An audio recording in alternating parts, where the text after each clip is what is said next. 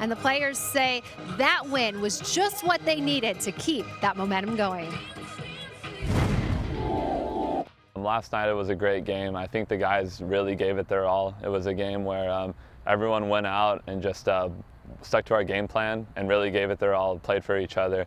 It's huge for us. It's our first win in the WAC this season, so still undefeated in the WAC going forward, and just looking to build on that this weekend. Well, the thing is with the WAC is that anybody can be anybody. We saw a few disappointments, last week with a couple of games, so I think anybody can beat anybody. So it's important to start out strong so that you have the momentum to keep winning games, and winning is contagious. It helps everybody out to keep a positive mentality and keep going, and coming out strong and getting that first win. I think we can keep the ball rolling and keep on winning. It can be tough when you're a team like the Lopes right now in the midst of a schedule where you're playing so many games in so little time. However, the Lopes, coming off that big victory at Houston Baptist, as you heard the players, they are ready to go tonight. And so it seems only right that we would bring in the rest of our broadcast team. When you're talking GCU athletics, he's the guy who knows everything. That's Barry Battelle. And if you're going to bring soccer into the equation, well, then you want Kobe Jones by your side. So, guys, the stage is set and the bar is set high. So take it away. No doubt, no doubt. And we welcome Kobe Jones back to the campus of Grand Canyon University. The Lopes coming in, well, they've been looking for some leadership, somebody to step up, somebody to score some goals. Nikki Jackson definitely did that in the last game. But here's a team that's looking for some leadership. Yeah, when you look at this team, it is about leadership. They've had some injuries. They've had some of their senior players go down, and it's really about who's going to step up, who's going to take control of this team, and not only lead within this match, but also going forward, especially within conference play. Well, 4 games in 9 days, a Texas trip, and it was fruitful. A 0-0 draw in that first matchup against UTRGV, and then, as I mentioned, Nikki Jackson with the hat trick. You got to like that when a player steps up and gets a hat trick in the game and gets you the victory as well, and Nikki Jackson has done that. But really, it's about this game tonight, and can GCU get a victory here? And it sets them up pretty good going the rest of the way within the WAC. Well, they're right there in the thick of things in the Western Athletic Conference. They're taking on an Air Force Academy team that is also right there in the hunt. As you look, Seattle on top 3-0. The Falcons are 2-0-0, UNLV at 2-2, and Grand Canyon at 1-0-2. Yeah, and it's so important where Grand Canyon is in 4th place. If they can get these 3 points here, stealing them from Air Force, denying them the 3, but also picking up 3 to put them up, up in the standings. Offensively, 2 of the best in the conference are going toe-to-toe. We begin with the Lopes. That's Nikki Jackson, as I mentioned, 9 goals leading the Western Athletic Conference. But what you got to like about Nikki Jackson, besides, of course, the 2 hat tricks he has so far this season, is his ability to be at the right place at the right time inside the box. He can score goals off of the head, and he can also do it individually. I mean, you have to look at these goals, 3 shots, 6. He's been very impressive so far throughout this season. But Kobe, he needs to stay in control. Red cards been a factor. 3 red cards for the Lopes in this game. That means they can't play the following game. That means they've got to find some offense. And when it's Nikki Jackson, who we saw in our first broadcast against Central Florida, coming up with the red card, it's tough when he's not in the lineup. Yeah, and this is just a lack of control, a lack of discipline, and he has to find a way to make sure, that he keeps himself in control. There's a lot depending on him and what he can do within the match. Besides Nikki, who steps up? Is it Alex Hallis? Who are some of the guys that the team needs to step up? Well, I think first and foremost, it has to be Alex Hallis. He's a senior. He's one of those players that has to give that leadership moving forward. He has to be that support to Nikki Jackson. But let's not forget, everything's not on his shoulders as well. This is a team sport, and as Coach Hyman has said, it's really a team offensive effort starting from the back all the way to the front. And they've got a tough test here tonight. They're taking on a Falcons team, winners of 8 of their last 9. Their last victory last Sunday, 4-2 over Incarnate Word. They've had 6 days off. Well, that's a big advantage. Yeah. When it comes down to it, you have 6 days off. You have time to prepare. You have time to rest and recover. And if you're playing against a team that's had 4 games in 9 days, you're going to have to try to see if you can dictate the pace of the game. You can pick up the pace of it and try to, really just tire the team out. Well, they've scored 28 goals. That's twice as many as the Lopes coming in after 11 games, and their leader is Austin Dewing. He's definitely their offensive threat. Well, everyone likes to say Dewing is doing it. And when it comes down to it, he's that offensive threat in a variety of ways for Air Force, and he's going to be the player that's going to be depended upon, to give that scoring opportunities in the goal, not only for himself, but by his movement inside the box, opening up space for others on the pitch. Doing second only to Nicky Jackson in overall points in the Western Athletic Conference should set up a great matchup here at GCU Stadium tonight. Kate, we'll send it back down to you. Well, thank you, guys. It certainly is a matchup we're looking forward to. But one thing I think could be a key to the game, perhaps, is the fact that the Falcons, we know they are very disciplined out there. And as you mentioned, those red cards the Lopes have suffered from in the past. So they're playing and they're having trouble at times keeping those emotions in check. So Kobe, I ask you, when you have that passion out there and you have the crowd to feed off of, how do you keep that fueling your play? But also you've got to watch yourself to make sure you don't cost your team any penalties. Well, in actuality, I think this is, part of the problem that GCU has is it's that senior leadership. So you're going to have players like Hallis come along and really bring the team together, to settle them down. They understand, yes, you're in front of your home fans, you want to do well, but you have to stay in control. Picking up those cards, not only puts you in a bad situation for the game you're currently in, but in the next game as well. So it's really that team effort and that team continuity going throughout, starting with the leaders, the seniors on the field. All right, thank you very much. Looking forward to seeing who will step up tonight. And as we've mentioned, you can feel the energy when you're in this brand new stadium here at GCU. So we'll see how that plays a factor in the game. We're talking GCU Lopes here on the CW6. We will be right back. And when we come back, Coach Hyman will be right with us talking about what to expect in tonight's matchup and going forward, how the Lopes can score the W. Stay with us. Barry, Coach, are next.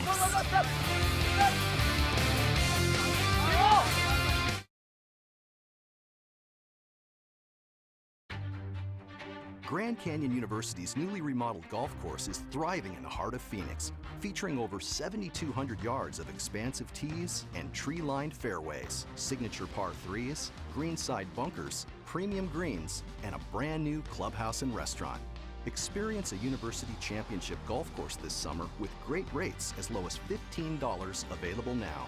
Book your tee times at gcugolf.com. GCU is the university that never sleeps, moving at the speed of light, so we can give our students the competitive edge they need to succeed. And now, GCU is leading in the areas of computer science and IT. We prepare students to meet the demands of the fastest growing industry through our innovative IT programs in our College of Science, Engineering, and Technology. The GCU men's soccer team is on the road for 2 contests starting next Friday against UNLV and Sunday at Seattle University. The education they need today to excel in their careers tomorrow. Join the most inventive concept in education right now and position yourself for a future in the expanding world of IT. GCU offers fast-track options with courses in cybersecurity, cloud computing, systems architecture, and business analytics. Find your purpose at Grand Canyon University. Private, Christian, affordable. Visit gcu.edu/IT.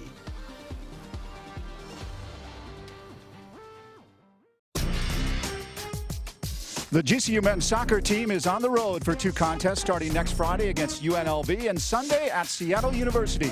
Come out and watch them take on WAC conference foe Missouri, Kansas City on Friday, October 21st at the GCU Soccer Stadium 7 p.m. kick. Reserve tickets are available on the GCULopes.com website or at your stadium box office. The Lopes pregame show rolls along here at GCU Stadium. Barry Butel alongside the head coach, Hyman, here on a beautiful evening back at GCU Stadium. Coach, good to see you. Thank you, Barry. It's good to be back. It is good to be back because you haven't been back. You've been out on the road. You traveled to Texas, and it was a pretty good trip for you guys. Yeah, it really was. Tonight will be our 4th game in 9 days, and 2 games on the road, University of Texas, Rio Grande Valley, that we drew 0-0. And then a few days later, we played Houston Baptist, and we were able to win that 3-2. Yeah, big offensive onslaught and led by one Nicky Jackson. But overall for the team coming into the trip to Texas, you were looking for some goals. Yeah, we really were. We felt that we haven't scored enough goals and maybe we've given up too much. In fact, our stats showed 11-4 and 11 against. And Nicky had scored 6. I think he's sitting at 9 now. So, He scored all 3 goals against Houston Baptist. The more he scores, the more it brings confidence. It helps us tremendously, but also gets a lot of attention from the opposition. Yeah, Nicky Jackson leading the WAC in goals, also points, and also shots with those 41. He's not afraid to shoot. No, he's not. You know, he's the perfect striker for us. I mean, he'd be a great striker for any team in the country. He's athletic. He's courageous. He's capable of scoring. I mean, the second goal he scored against Houston Baptist was a bomb with his left foot, and he's naturally right. And he scored some great headers for us, and so he's a complete player for us. He does his talking on the field, but leadership is something that we've talked about throughout the course of the season. You're looking for that. Amir Sashaverovich goes down early on in the season. He was a guy that was definitely a leader on this team, but you're looking for somebody in that category, no doubt. Yeah, you know, it was a terrible loss for us to lose Amir in the first game, and he and Kadeem Say were the 2 captains. So now Kadeem's doing it on his own, and it's very, very difficult. The players really steps up for us is a freshman, Hector Montalvo, very vocal, very confident, very encouraging to the team. I think he'll be a fantastic captain for us down the road. Is his experience prior with FC Dallas and your background with him, has that given him the confidence of Slovakian Cup? Yeah, absolutely. You know, representing his country, the U.S., he's done extremely well there. But more importantly, he's just built a lot of confidence with FC Dallas. Luchi Gonzalez has been working with him, is developing him. Francisco Molina was another club coach there that has really worked with him. I think the future is going to be very bright for Hector. With Amir out and Nicky is certainly leading the way offensively, who are some of those other players that you perhaps want to see step up here tonight? Well, I think we got to get more goals from more people. And we're starting to see a little bit of a pickup in Damian Herman. I think Damian is a player that scored a lot of goals for the Academy of Real Salt Lake, and I think he's playing his best soccer right now. Sometimes it takes a while for players to get into that groove and build that confidence, and I know he's been frustrated. So I think he needs to step up. The other player needs to step up is a very good player for us is Alex Alice. And those two I'm expecting more and more good things from. Alex is stepping up as well. I think we need to do a little bit more on our set pieces.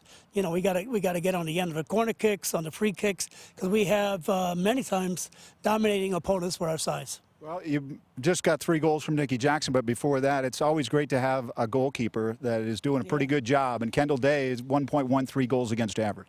Yeah, fantastic. You know, Kendall's made a couple mistakes, but when I say a couple mistakes, it's probably only 1 or 2. And he's been outstanding this year.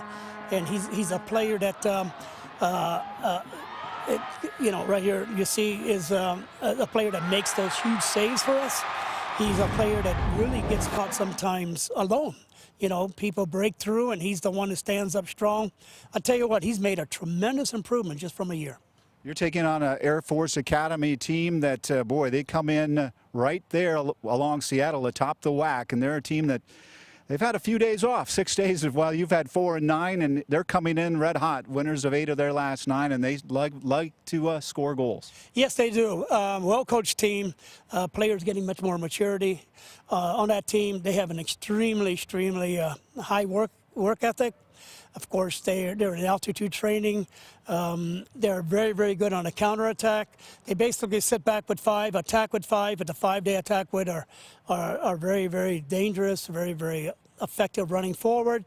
And, I'm so proud of our guys. You know, we've played, this will be our 4th game that we'll be playing in 9 days, and we worked extremely hard with the conference and with Air Force to just push this game back another day, because we just arrived yesterday morning.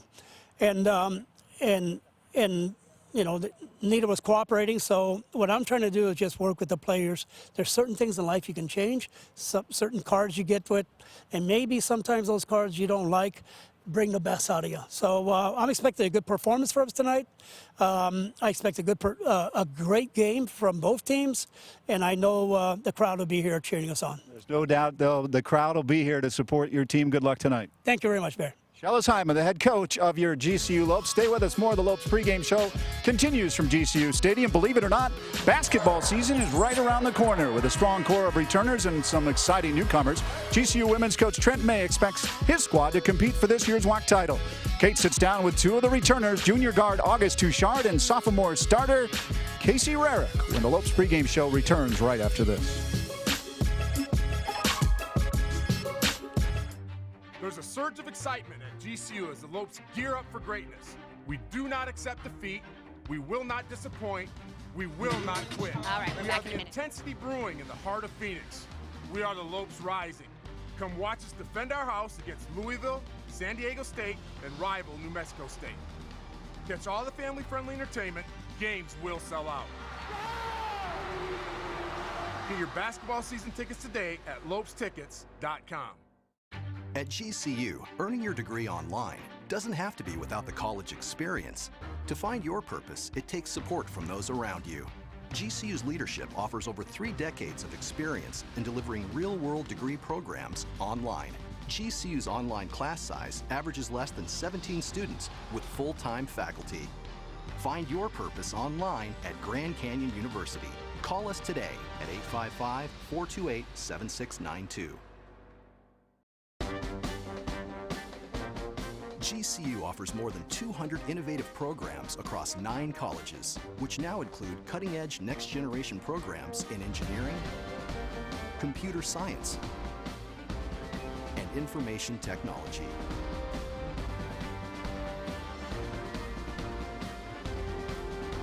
Grand Canyon University, the quality of a private Christian education, the affordability of a state university. Visit gcu.edu. Welcome back to Division I men's soccer on the CW6. And this is just a friendly reminder that hoop season is just around the corner. GCU men's head basketball coach Dan Marley and the Lopes tip off their season on November 3rd against the Adams State Grizzlies. You can watch the New Look Lopes on Cox 7 that night, starting with the pregame show at 6:30, followed by all the game action. Coach Marley and the Lopes hope to build on their 27-win season from a year ago as they look to go after the WAC title. Tune in to Cox 7 and online at GCULopes.com for all the action. Well, I am Kate Longworth, and what better way to talk about the hoops season that is ahead than bring in some stars from the women's team. I am joined now by August Touchard and Casey Rarick. Thank you, ladies, for being with us. It's nice to see you both here. No braces on the legs, no crutches. You both obviously suffered some injuries last year, so it's very exciting to see that you guys are ready to go. And I bet you're ready for the season after last night, Midnight Madness. Wow, what a kickoff to Family Weekend and also to the season ahead. Yeah, Midnight Madness was absolutely incredible last night. The theme was Apocalypse, and it's kind of a reflection of our transition to D1 this year, and this is our last year of the transition. So we're just proud to be a part of this transition and be able to finally be eligible for playoff season. Yeah, and Midnight Madness, wow, the coaches out there last night. I'm a little choked up after this. Actually, I got something caught in my throat. But if you were on hand for Midnight Madness last night, you were excited about what was happening. Take me through what was going on, especially with the coaches out there. Yeah, it was actually hilarious for us players to see because both coaches were in their costume. For us to see Coach May, we normally see him in the practice or game situation, and so we were able to see him in character and just messing around, and then seeing Dan Marley come in on his motorcycle. It was pretty funny for us to see. Yeah, it was funny and a little scary too, right? Yes. It was scary to see that. That's definitely bringing your game face, and I know that's what you guys have planned for the season ahead. When you look at the season ahead, for you guys last year to be out with injury, what is it like for you to be taking the court with some great returners too? Some big things in store for you guys, I imagine. Yeah, we're really excited for the season. Casey and myself, we're just excited to be back on the court. We've got some returners coming back for us. We've got Jess coming back, Tanisha in the post, and Alex at the point guard. We've got a lot of transfers coming in, so we've got a lot of experience because we've got older transfers. And then Casey and myself will be back as well. So we're just excited to get started, and we're expecting nothing less than a WAC championship this year. And we're looking forward to that as well. When you talk about you guys being back in the mix and obviously some of those star returners, but also a great recruiting class coming in, what do you think about these young girls and what kind of impact can they have on the game this year? Yeah, we got a great group coming in. We got some solid freshmen, but we also have a lot of experience coming in with our 5th years. Marina came in. She's going to be a great post player for us. And then Laura, who's an amazing point guard from Spain. So I really think this group coming in is going to be really good. Yeah, Vanessa Murphy, obviously she's the younger sister of Samantha, who was a great GCU player, an All-American here.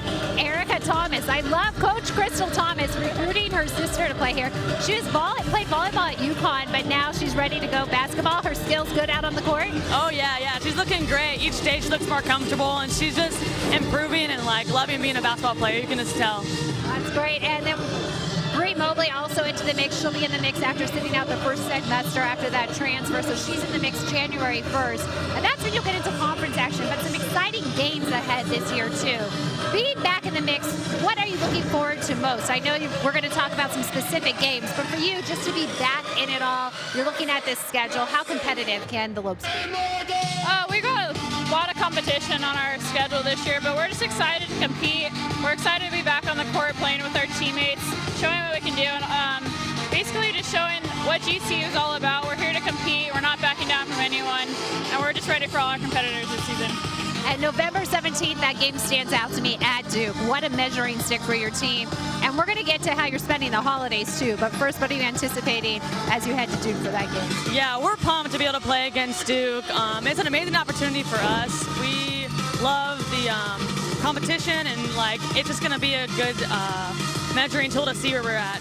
And I'm trying to figure out how our crew can accompany you. I normally don't like to work the holidays, but when it's in Hawaii for a couple of games, what are you anticipating with that? How fun that the team gets to travel together. I'm going to say it's going to be a bonding experience on the beach, right? You guys will have a lot of fun on the court, but enjoy the scenery. Yeah, it's definitely going to be a bonding experience.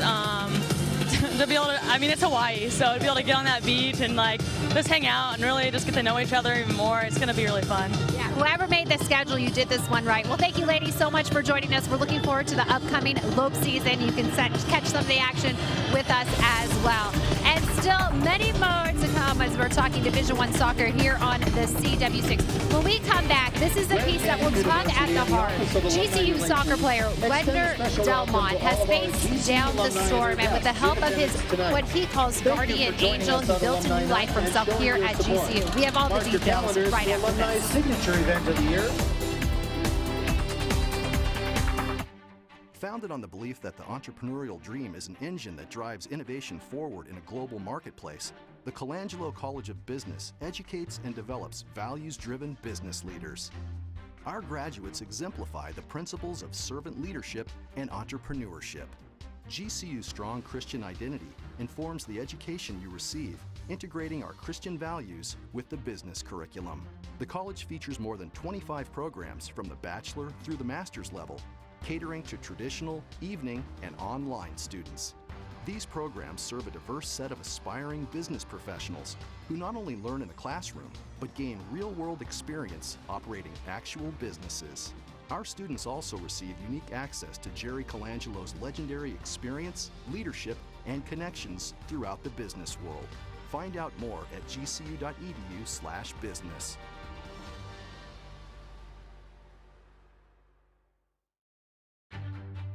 I am Laura Lozoya, and I am majoring in biology with an emphasis in pre-med at Grand Canyon University. The dorm life at GCU definitely helped me build relationships, and I've made great friends on this campus. The quality education here is great. You're testing your limits, but you're going beyond them. It all comes together. The sciences, the ethics, and just everything. It's a beautiful thing. Grand Canyon University, the quality of a private Christian education, the affordability of a state university. Visit gcu.edu. All right, well, it's the Flag Frenzy, and we're getting ready for Division I soccer action right here on the CW6. It's the GCU Lopes against the Air Force Falcons. And a lot of fun is going to be had tonight, right? Everyone in the spirit. It is Military Appreciation Night here at the stadium. As you can tell, everyone ready to go because we have an exciting matchup ahead of us. Neither of these teams have taken a loss in WAC conference play, so we'll see how this one plays out. Meanwhile, on a serious note here, I want to take you back to 2010. As you'll remember, there was a devastating earthquake in Haiti. So many were affected, their lives taken from them, their homes, everything that was familiar to them. But for some, there is good that came out of it. As John Feely, brother to former Cardinals kicker Jay Feely, they traveled over to Haiti and they met a special player who we know out here on the soccer field. That is Wedner Delmmont. Sit back and take a look as you hear his story unfold.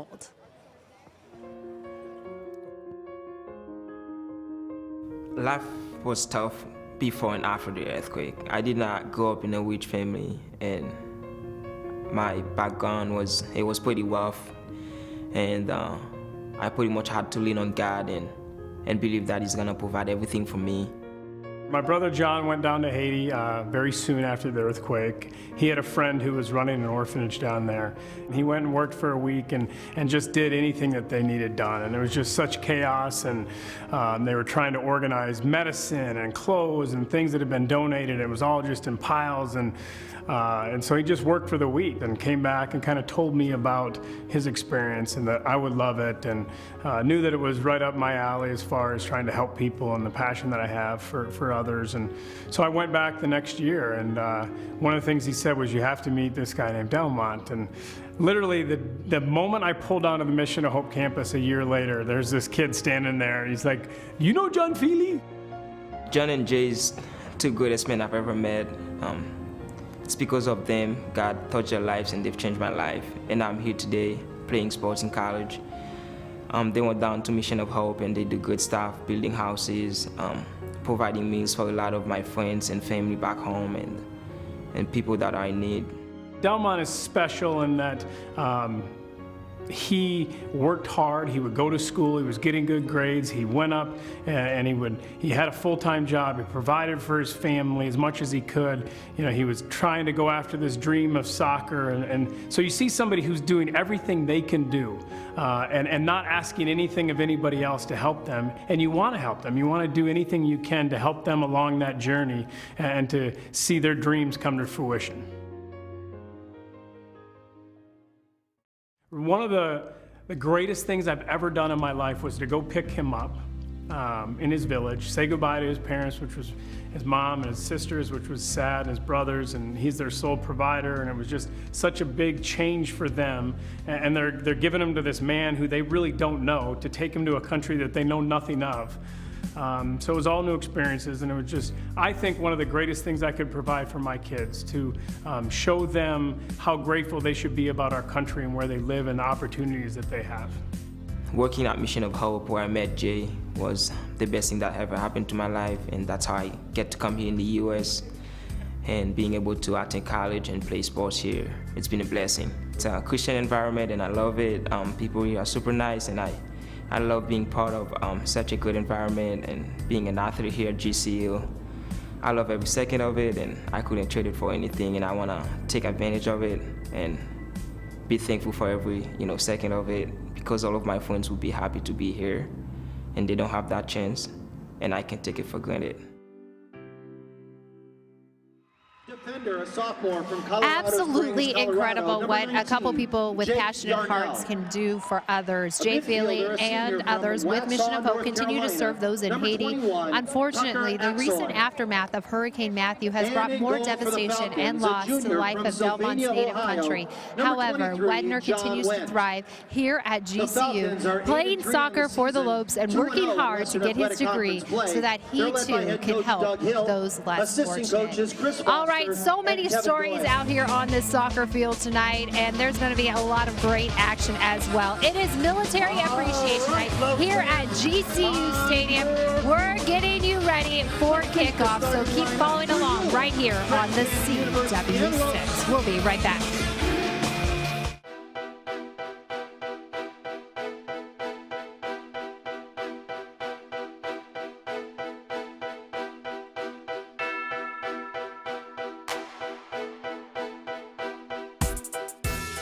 We're going to start from the basics. We're going to start from building the ball to the back, moving the ball effectively on the ground from the goalkeeper up through the back line and forward.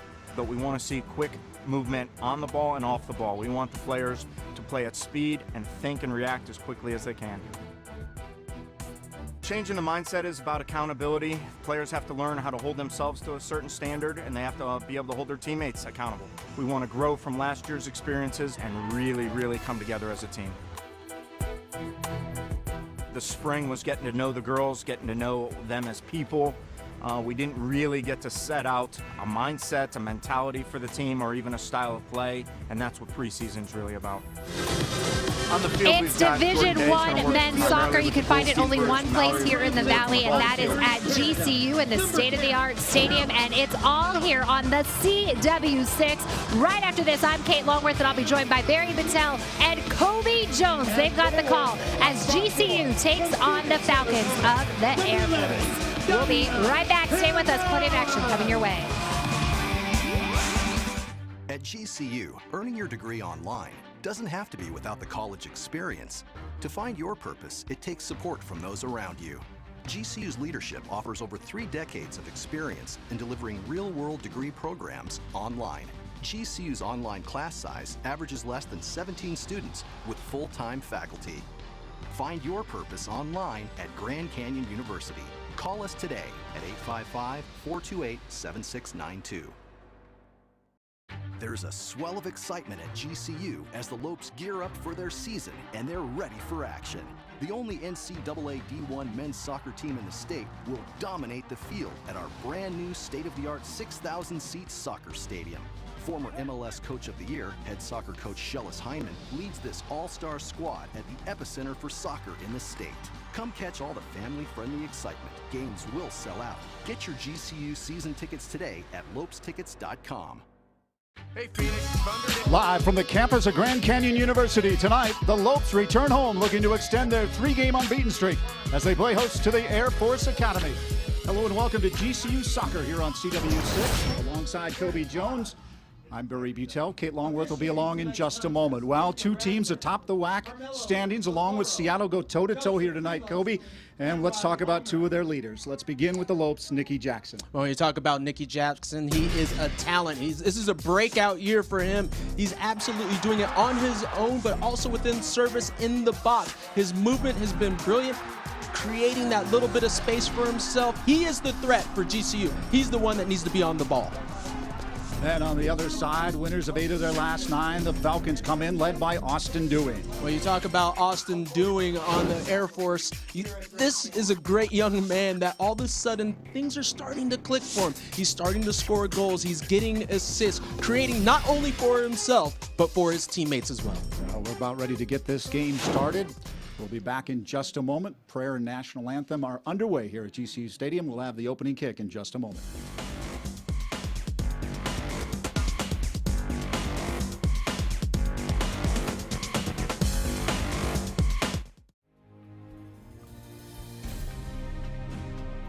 Arguably, will be the best stadium in the country. I can't think of one or seen a collegiate stadium any better.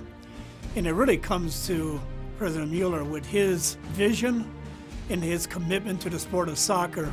He has invested a great deal of money into making this such a quality event. I can say I'm here because of that. You know, I'm here because of the fact that he wants soccer to be an important sport. You've got a beautiful stadium. Everything that you're looking at that stadium is new. Seats, individual seats. Then you have that room where people can just throw a blanket down and be a part of it. And you know that the Havocs group is going to really embrace this. And we're already working almost weekly on going out to the community and getting people to be a part of this. It could be one of the best atmospheres in collegiate men's soccer. With that stadium, we've been able to attract outstanding talent. We've also been able to attract national contenders throughout the country on our schedule. This summer alone, with the Copa America, we will have teams training on our field. Thank you, and with Major that, Barnes not only is it going to be Professor a wonderful Richardson. opportunity for our players to play on that field, Ladies and gentlemen, but it's for the please city. remain standing as Phoenix we now honor has America Grand Canyon with the University unfurling of the Soccer flag Stadium. by the men and women We of are the Luke the Air only Force Division Base I team for tonight's in the opening state of ceremony. Arizona for Luke men's Air soccer. Force Base is the world's largest F-35 and F-16 training base. We salute the service of the men and women in uniform. Singing tonight's national anthem is Airman First Class Timothy Orr.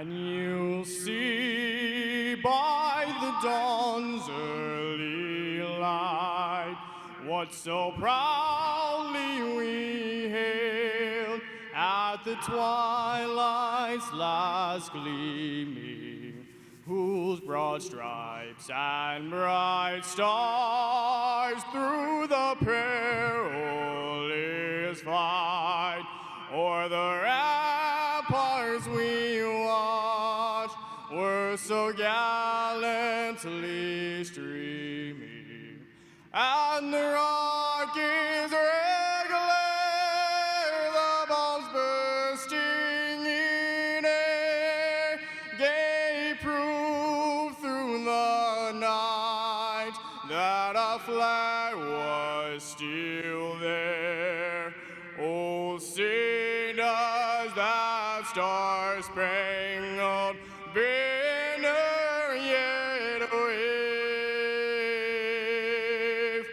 o'er the land of the free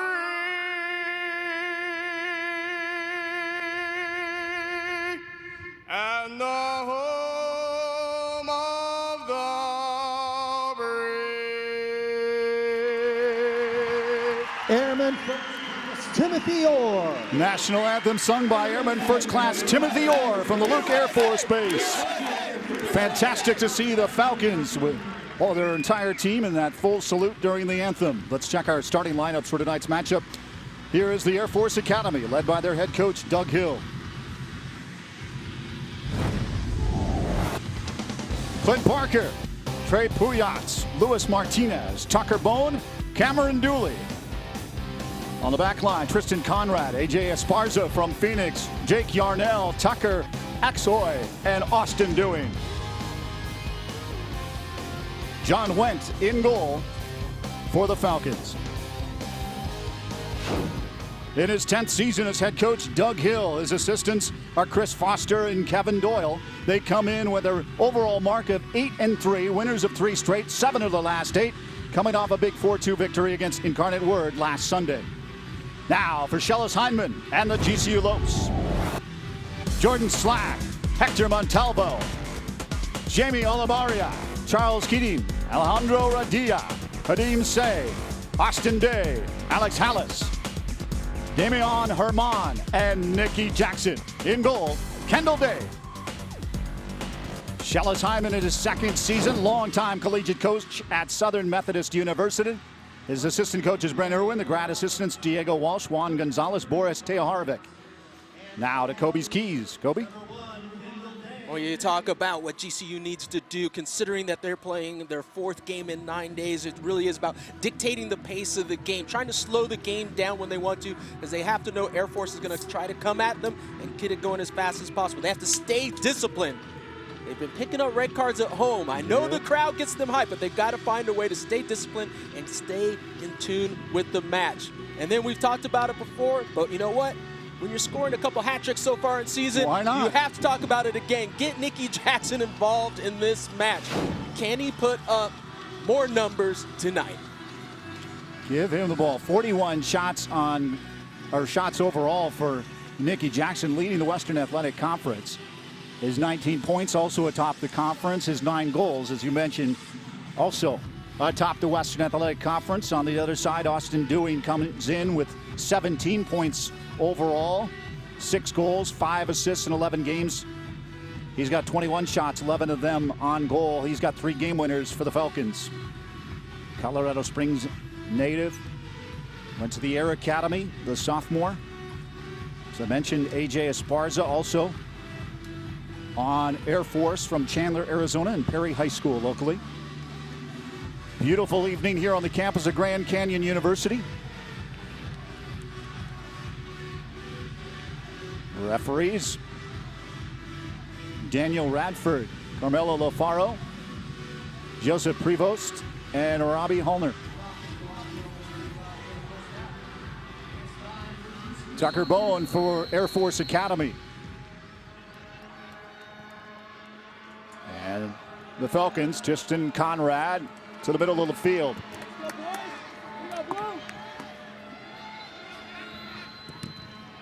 Esparza Back to Went, the Sylvania, Ohio native.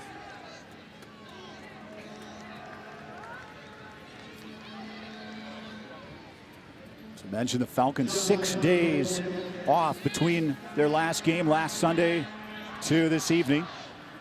Flying in on that Air Force aircraft to probably Luke Air Force Base. On the run, the Falcons.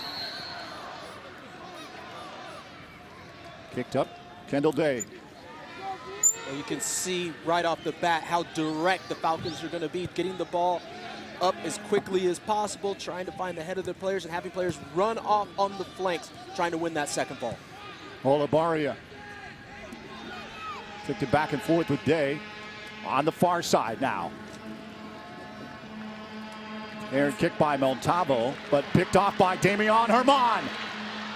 Picked back off by the Falcons, pushing it back out of the box.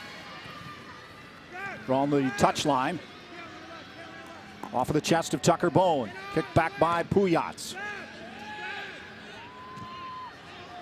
Header by Olabaria. Hadim Say. Far side, Montalvo back to Say.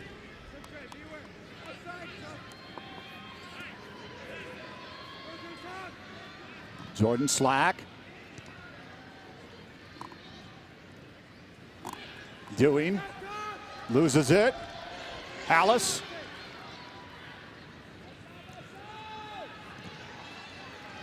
Pretty tight. Oh, tried to keep it in there. Slack, but it goes out. That's the touchline.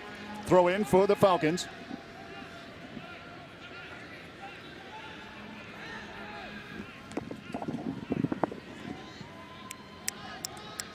Tucker Bone off his chest.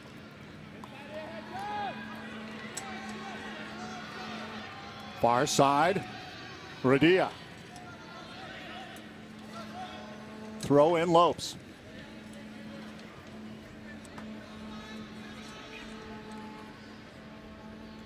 Slack. Chased after by Air Force. Conrad. Conrad and Radia going at it. Conrad thought belonged to Air Force, but it is the Lopes. Slack to throw it in. Just underway here. Beautiful evening in Phoenix, Arizona. Big boot up over the top. That's a good little start. You know, right off the bat, Nikki Jackson getting involved off the throw and a quick turn, getting a shot off. Even little plays like that build confidence for strikers. Getting the ball, being able to beat your man and get a shot off inside the 18, you're happy with that. Header Day. Hallis.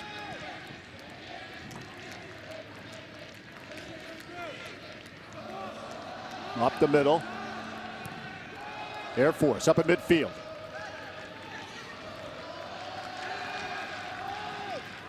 Up for Dewing. Nice there by Olabaria.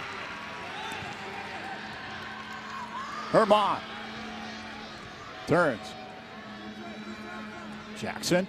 Whoops, slid down and slipped down, and the ball past the touch line as Radia couldn't get his footing.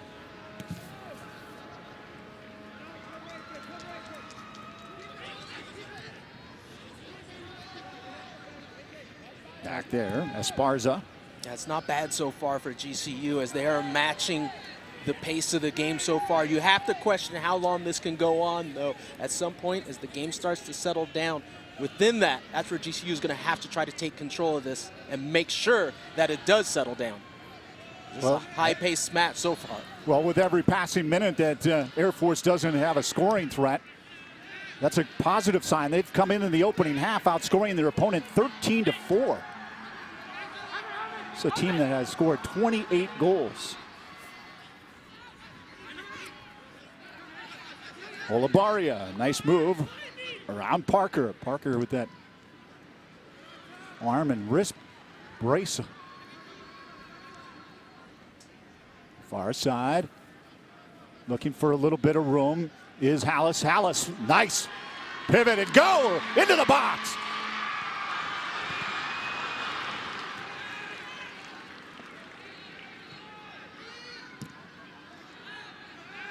Up Pry, Montalvo pushes it back to Kendall Day.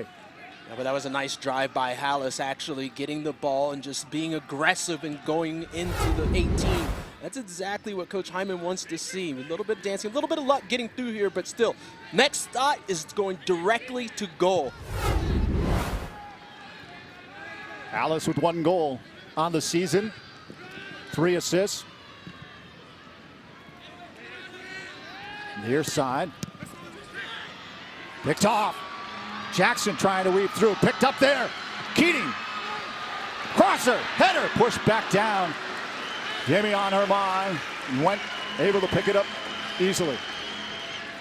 A great combination run by GCU. As you see, this ball gets played through to Keating. He does a good job of getting to that area where he can get the cross off. Herman gets ahead on it, but maybe a little bit of a deflection makes it a little bit of an easy play for Went to pick up, but aggressive going forward for GCU. Parker on the run, on the feed from Puyats. Good D. Knocked out. Corner kick coming up. Flint Parker, did you see that left arm bandaged up heavily? Parker's been a little terrier up front so far, just chasing everything down, just giving that energy, trying to just be a little bit of a hassle for the back line of GCU, forcing them to be aware at all moments within this match. Tucker Axoy. Waxhaw, North Carolina. He's got a game winner for the Falcons. Set piece coming up. Heavy. Headed. Day has a clear attempt, pulling up over the top of Dewing.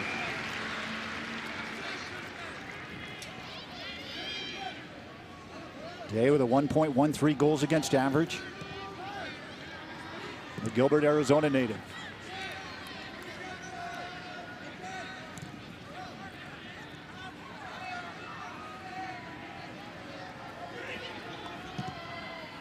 Long.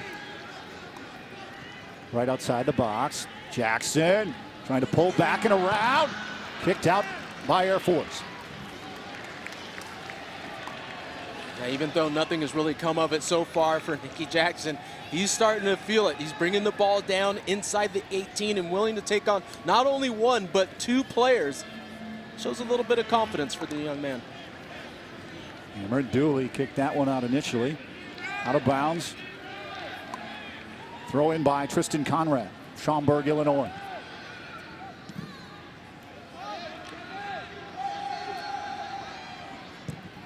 Back there, Austin Day. Midfield, Jackson working on Dooley. Support by Damian Herman. A little bit of open room here. Radia for Herman in the corner.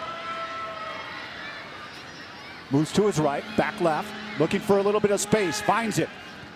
Headed, Jackson, picked up by Went.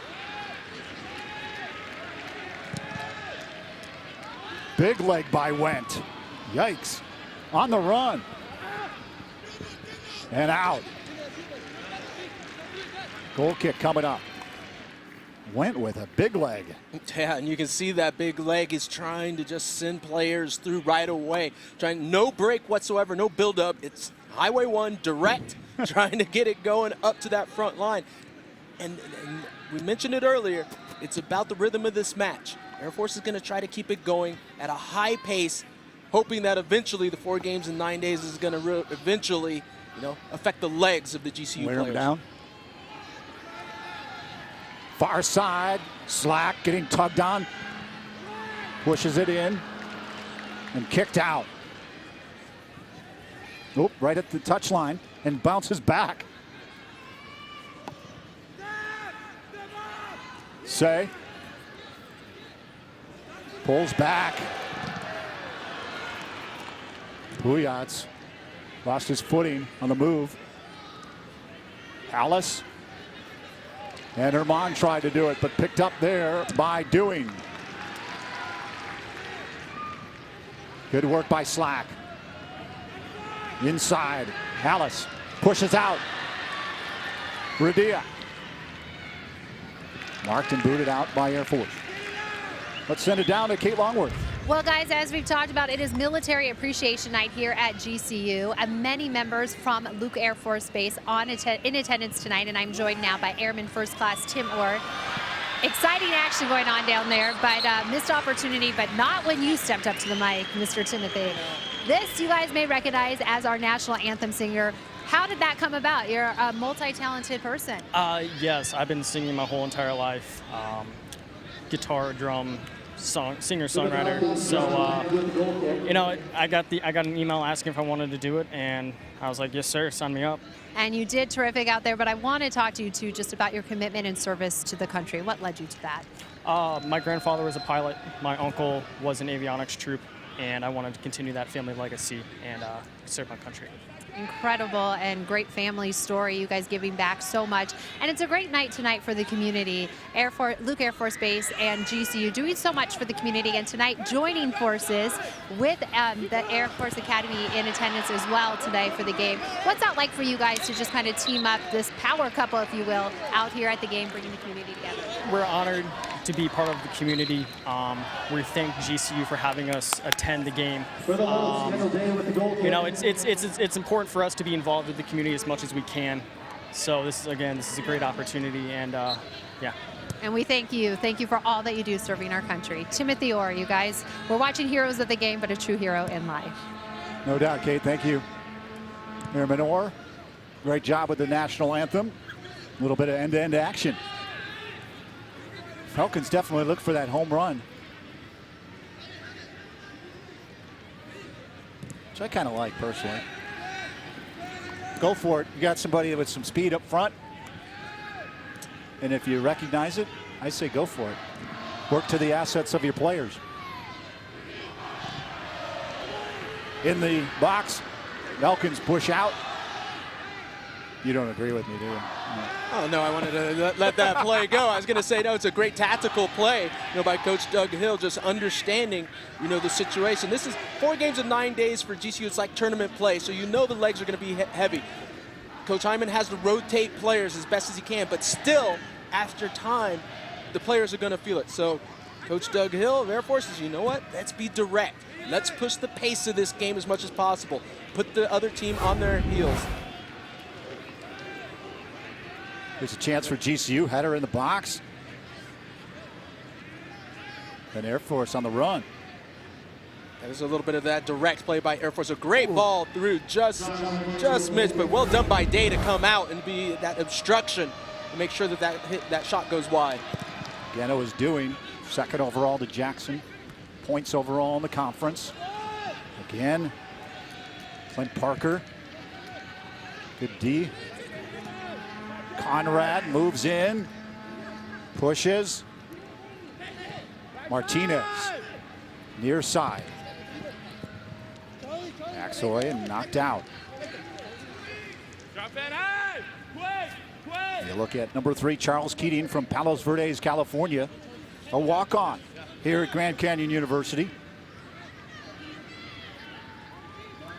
Played at UC San Diego. Corner kick coming up. Parker, or Axoy, rather.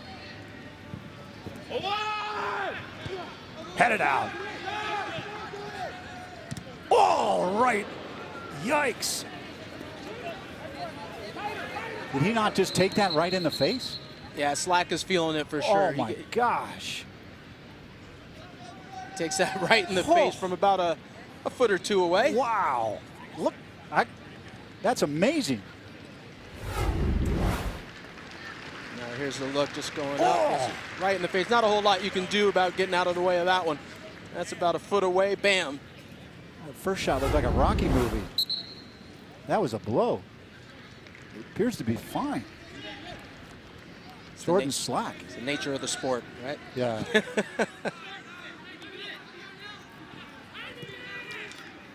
Do you take any? I'm sure you've probably taken some direct throws. I've taken quite a few of those. I was the charger in the wall quite a bit. So talk about taking them all over. Face, body, a lot of different places. Yeah, we'll leave it at that. Throw in, near side. coming up.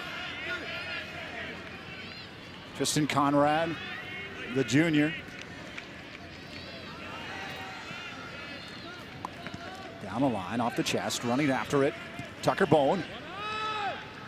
Good D there. That should be. Take a look at Austin Day there from Frisco, Texas.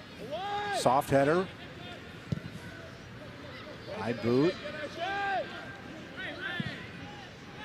Herman trying to get body position. Oh, nutmeg. Oh, tried to get Jackson on the run there. Right near the line, went out of bounds. Quick toss, Keating. At least he attempted to. Cameron Dooley from Air Force.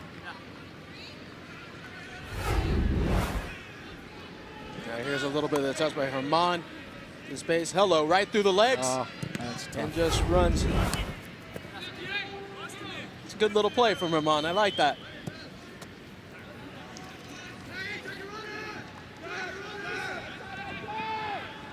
Up the middle. GCU taking time and space away as best they can. A little bit of room there for Martinez. He's going to push it to Conrad. Conrad looking, surveying to his right. Now back to Conrad. Oh, tried a big cross. Wasn't there. They'll push it back to John Wendt. Now that's where it's got to be a little bit better from Hallis in the middle. He's in a situation where he picks up the ball. Instead of trying to hit that first time, trap that down and make sure the pass is clean, because you have a player like Jackson running through waiting for the ball. Far side. Bodies collide. Big hustle there by Austin Dewing. Is going to be pushed out. Corner kick coming up. So you look at Dewing. 3 game-winning goals for Austin Dewing, the sophomore from Colorado Springs. Tucker Axoy back over for yet another corner. 3rd corner coming up for Air Force.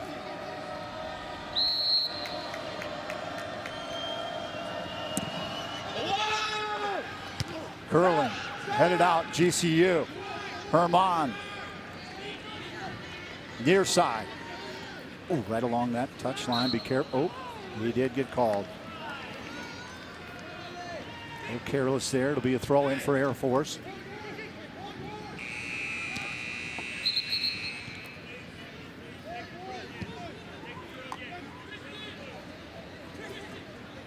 Not sure what the issue was there. Ryan Ward coming in, the senior from Frisco, Texas, in for Tristan Conrad.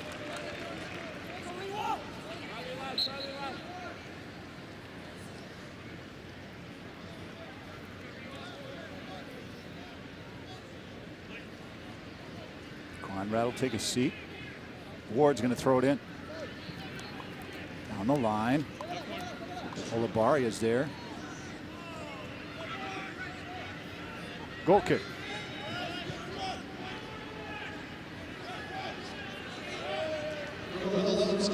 .5 in this matchup against Air Force. As I mentioned, outscoring their opponents 13-4 in the opening half coming in. And that's right now has the Lopes feeling pretty good that right now they've kept them scoreless. Defensively pretty solid. There are not that many good chances for Air Force early on in this match. This is where they've got to just, like we said, keep control of the match, keep their heads into it. And right now, on the defensive side, they've been very strong. Falcons averaging 2.55 goals per game to the Lopes 1.27.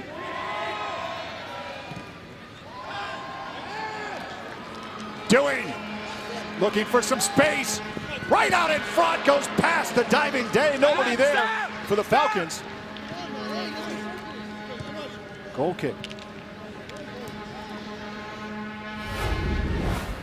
And this is just Dewing being attentive, jumping on this loose ball as he just plays this across. This is twice we've seen balls like this played across the face of the goal. And it really is all about Parker just trying to sneak into that far post space. maybe needs to curl that run a little bit to the back post and he can get on the end of it. But defensively, all right so far from Day in there, making sure that he is attentive as anybody breaks through that back line. The setup here for GCU.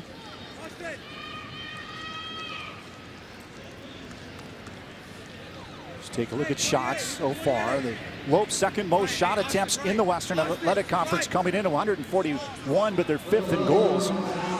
Free kick coming just outside the 18. Far touchline. Massive bodies in front of Went. In front, headed up over the top.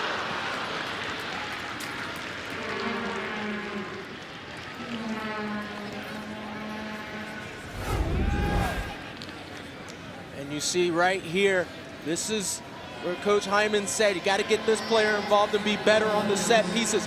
You'll see Nicky Jackson continuously moving, trying to get into space. The little separation, but as he ducks, it actually goes off of his back instead of his head. I know he wishes he could have another look at that one. Good opportunity there for GCU. Nicky Jackson from Scottsdale, Arizona, went to Cactus Shadows in Cave Creek.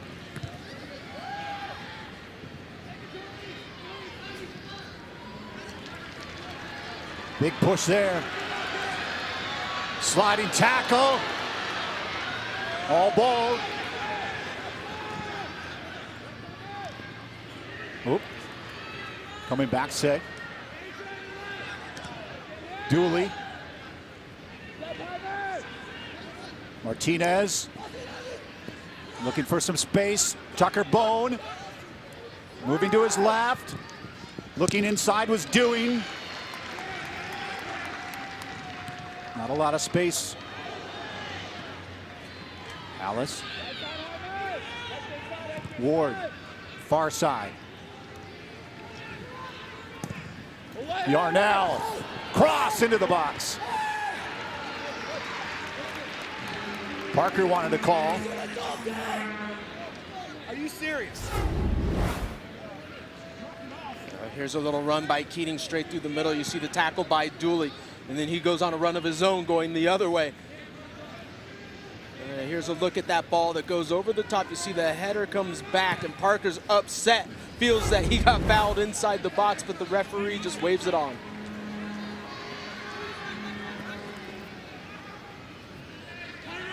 Alice being marked heavily. Got the left headed out.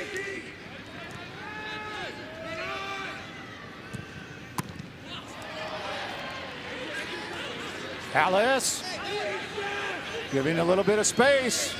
Moving to his left. There by Martinez. Push back, Falcons. Little chip, but it goes out.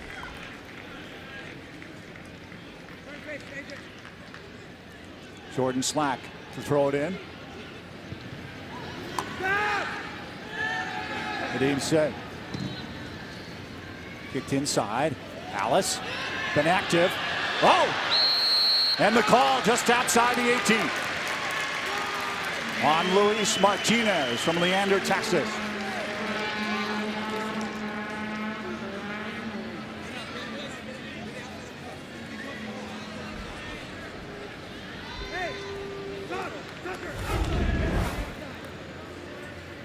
Now this is a good call by the referee as Hallis goes through. It's that little clip right there on the heels that takes Hallis down, and this sets him up in a great position. You know, Martinez, not the smartest move, fouling right there, but now you have a couple of players standing over it. Jackson, Vermont, a few different looks. You have Say stepping up, now he's moving off. But you have to think, the player with the most confidence is probably going to step up and have a crack at this one. That's number 9, Nicky Jackson. Surveying the kick. Saved by Webb, rebound, and he picked it up. Good diving save by John Webb. This is a nice ball in by Nicky Jackson. And what I like about it, it's got pace, it's right over the wall. Well done by Went to be able to save this one. gets both hands on it.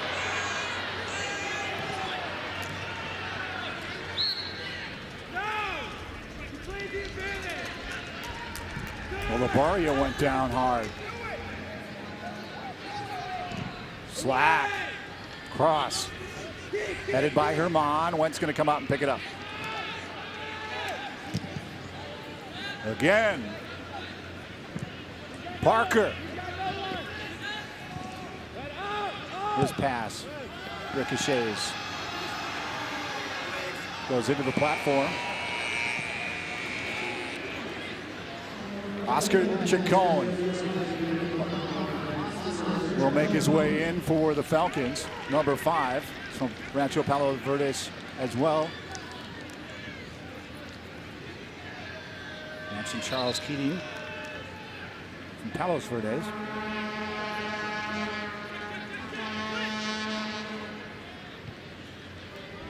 So look at Coach Hill talking to Luis Martinez.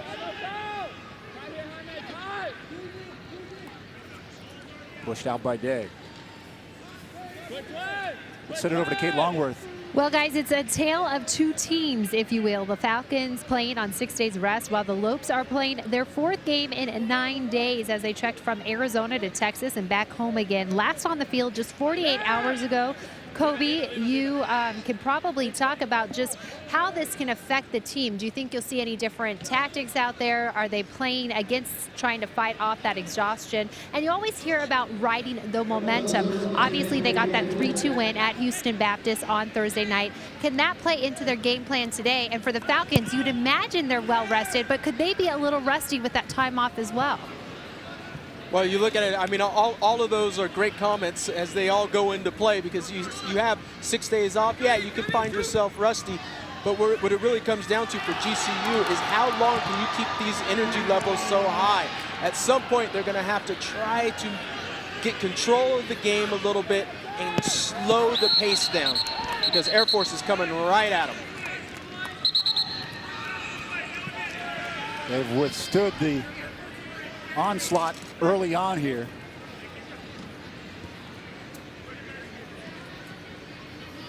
As you look at the officials for tonight, Radford, LaFaro, Prevost, and Hallner.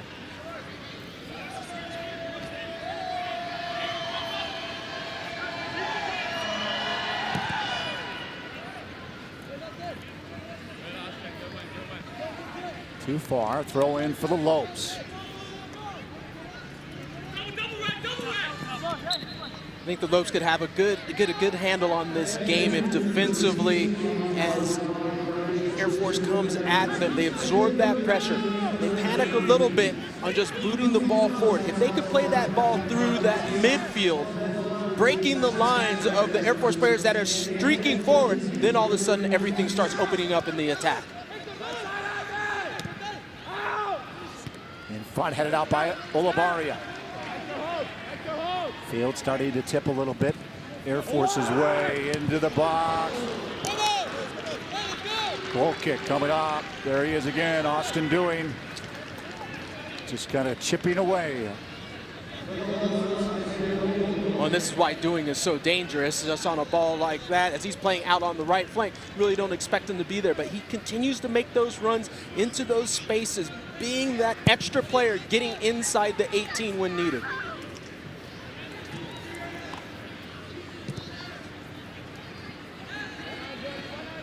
Dewing, Slack's trying to defend. Physical battle there, Slack. Herman's coming in. Very tight. 1v1. Past the touchline. Yeah, good little battle going on between Slack and Dewing. Yarnell to throw in. Austin, Texas native. Herman, push back. Adim, say. Inside, Parker pushes back. Chacon. Say with headed out.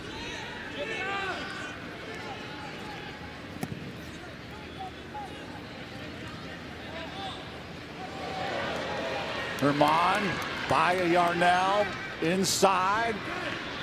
Yarnell up over the top. Axoy inside. Tucker Bone. A little bit of room. Tries to push it off. Kick. Slide there. Oh! Wendell Day able to pick up the loose ball.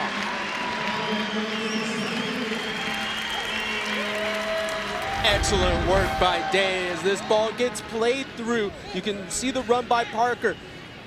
And then just that little touch, a little bit of a deflection. Olabadia gets a little bit that bottom of that leg on it and just enough to slow it up where Day coming out can scoop that up. Jackson diagonal across. Herman on the run. Knocked out. Knocked over Chacon.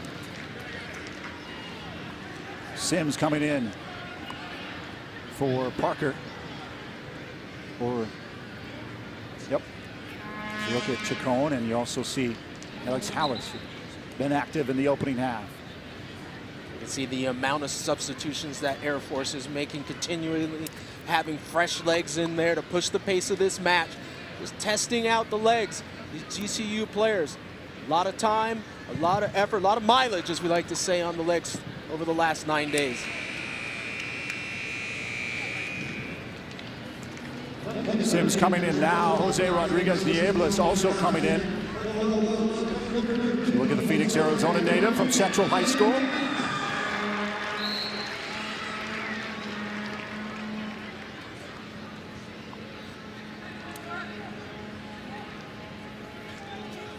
Off of the shoulder, Herman steers it over to Nieblas Rodriguez.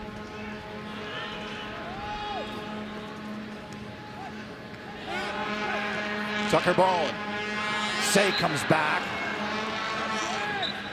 Obviously out of position. Tucker Bone. A little bit of a reprimand there. We'll take a look at this one, and you see that arm that goes up right around the neck. That's where the foul comes in. You can't get that arm stretched out like that and get yourself in trouble.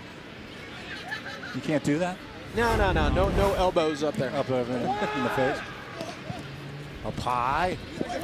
Third, Say pushes it out of the 18. Yarnell up over the top of the back. Herman.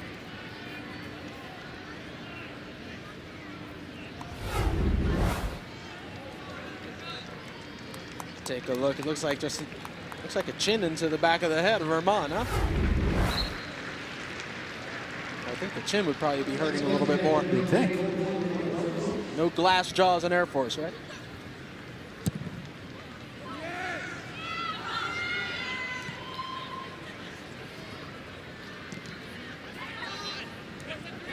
Day.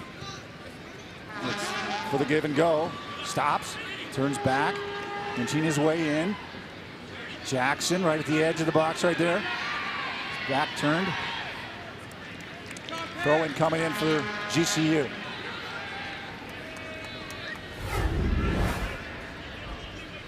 Now we'll take a look at Nicky getting the ball inside the 18 right here. This is where he's looking, trying to find a player. Just holds on to the ball a little bit too long. Needs to be more support for him so he can release that ball a little bit sooner. Keating. Locked. Ryan Ward.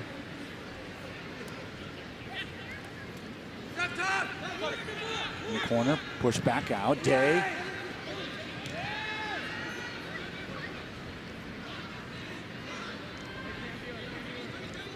Sims, Tucker Bone.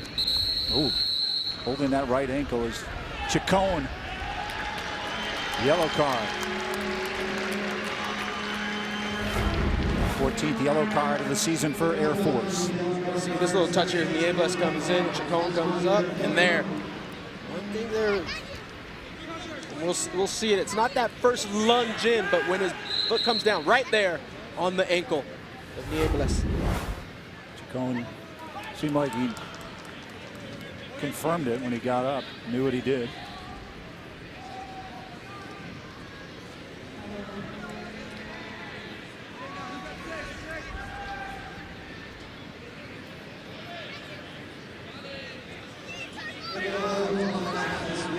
Free kick coming up.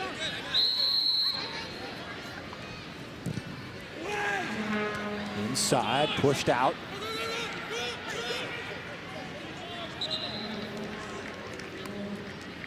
Over to Kate Longworth. Well, guys, a beautiful night for soccer. A lot of families of the Lopes in attendance tonight because it is family weekend here. But you'll also notice a lot of men and women in uniform. That is because it's Military Appreciation Night here at GCU with roughly 50 military personnel in attendance from Luke Air Force Base. They're, of course, cheering on the home team, but they have a connection to the Air Force Academy as well, as the Falcons traveled from Colorado Springs to Arizona on military aircraft landing here at the base. Well, Coach Hill said it's certainly more structured traveling as they're all in uniform. It's a little different than your average Division I team traveling when they're all in their uniform like that, suited up. However, he did say, well, they don't miss those long lines and the TSA check-ins at the airport. Oh, sure. Those are never an inconvenience. You wait in lines? What? Lines? You have to take your shoes and belt off. And they do that now, pat downs and all that.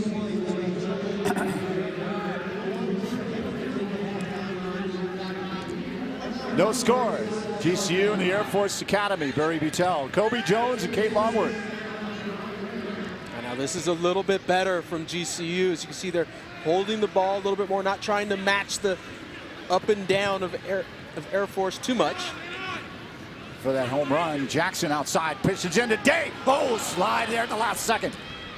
Keating, little chip. When able to pick that up. How about this guy on the sidelines? How intimidating is this? He's got like 800 medals on his chest.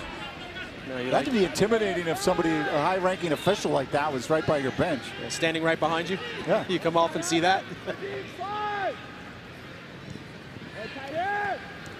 Oh, out in front. Oh, nice push out by the Lopes. Tucker Bone was on the run for the Academy. Jordan Slatt. Jackson turns inside. Ward chasing after. Touch there with Herman. Nadim Say. Big kick.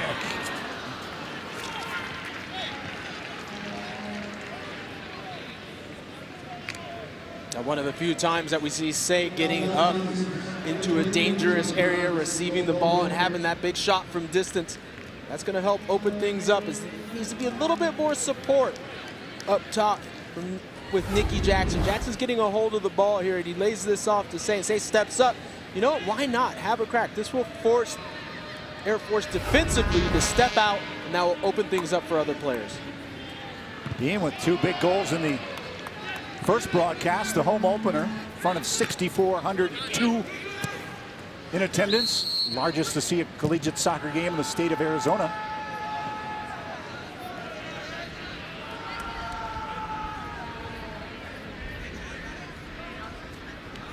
One thing you got to give Jackson a lot of credit for what he's doing on the offensive side.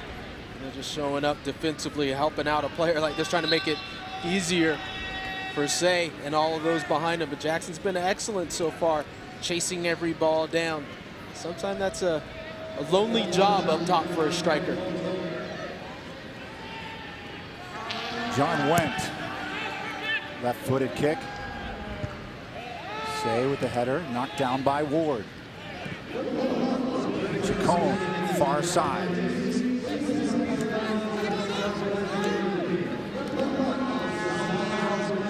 Derek Martin. Yarnell off of the Lopes. Throw in Falcons.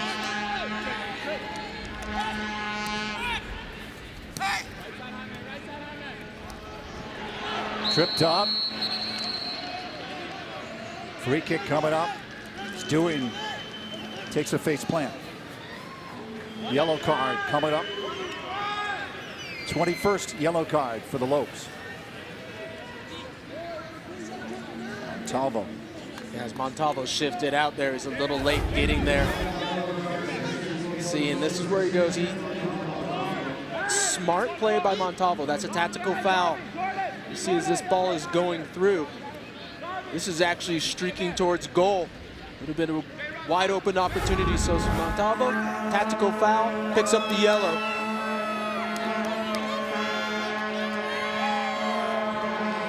Martin lined up.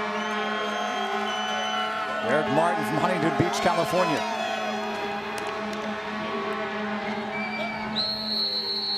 Hallis, Niebles through him. Back out to Martin.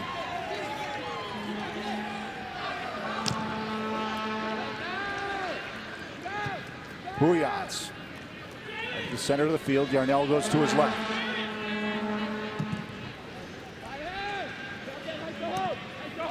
Martin, push to his right, looking for the cross, finds it along the grass. Kicked out, throw in for Air Force. In the waning moments here of the opening half. And Talvo.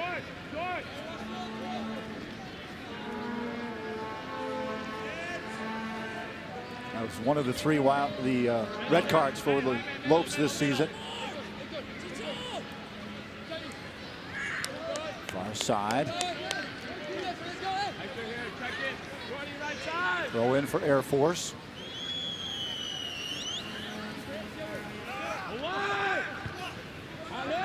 Headed up. Out.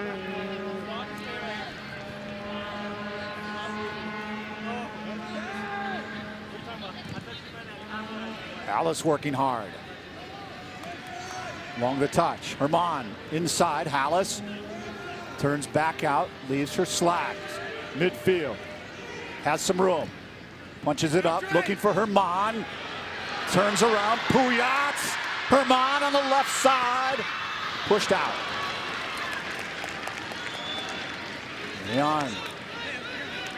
Excellent effort by Herman individually into this space. Just being aggressive, picking up the ball here and going towards goal. The issue is, as you can see right there on your screen, that Jackson is actually at a deeper space, but when he's like that, there's no one in there to receive the crosses.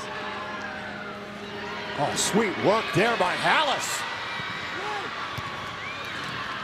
Off of the chest. Jose Rodriguez Niebles kicks it wide. Goes off of a Falcon. There's a little bit of Hallis. Nice little move to get around the defender, and then just aggressive play to get around the second, dancing in there. Not bad to find that space to get the cross off. I usually do see that with Damian Herman. The first corner for GCU, pushed out. Alice took it, pushed back in, just inside the touch. Herman looks to his left, has Hallis.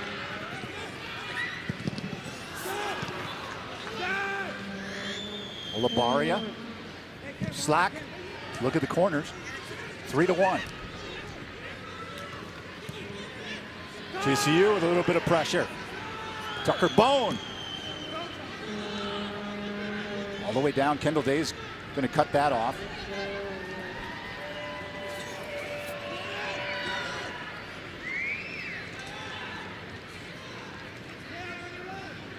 Near side.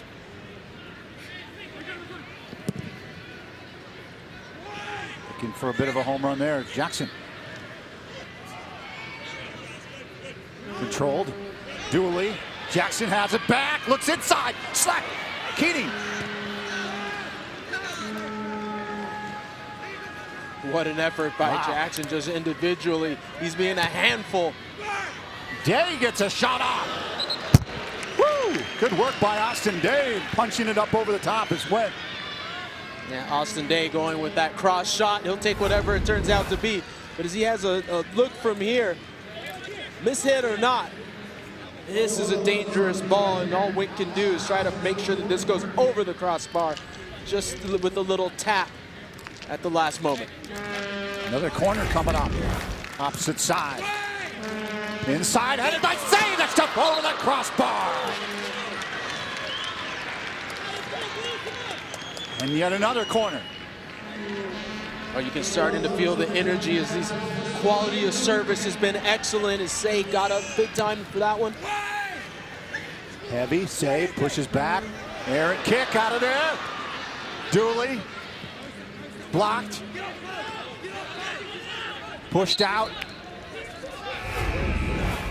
Take a look at that last corner. Watch Say just gets up, just out jumps his opponent, and Went once again has to see the ball over the crossbar with a little touch. Coach Hyman talked about wanting to be better on set pieces. So far, they've looked pretty good. They just haven't had that finished product to put the ball in the net. Say listed at 6'2", but he seems to tower over everyone out there. Austin Guerrero in for Air Force.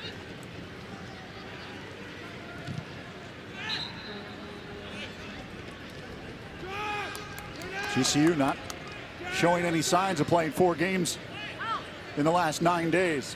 1 minute on the clock, opening half. No score. Montalvo, Olavarria, a lot of room. In front, curls up over the top of Hallis. Hallis on the run, trying to keep it in. Out, Slack pushes it back in. Up over the top, Jackson.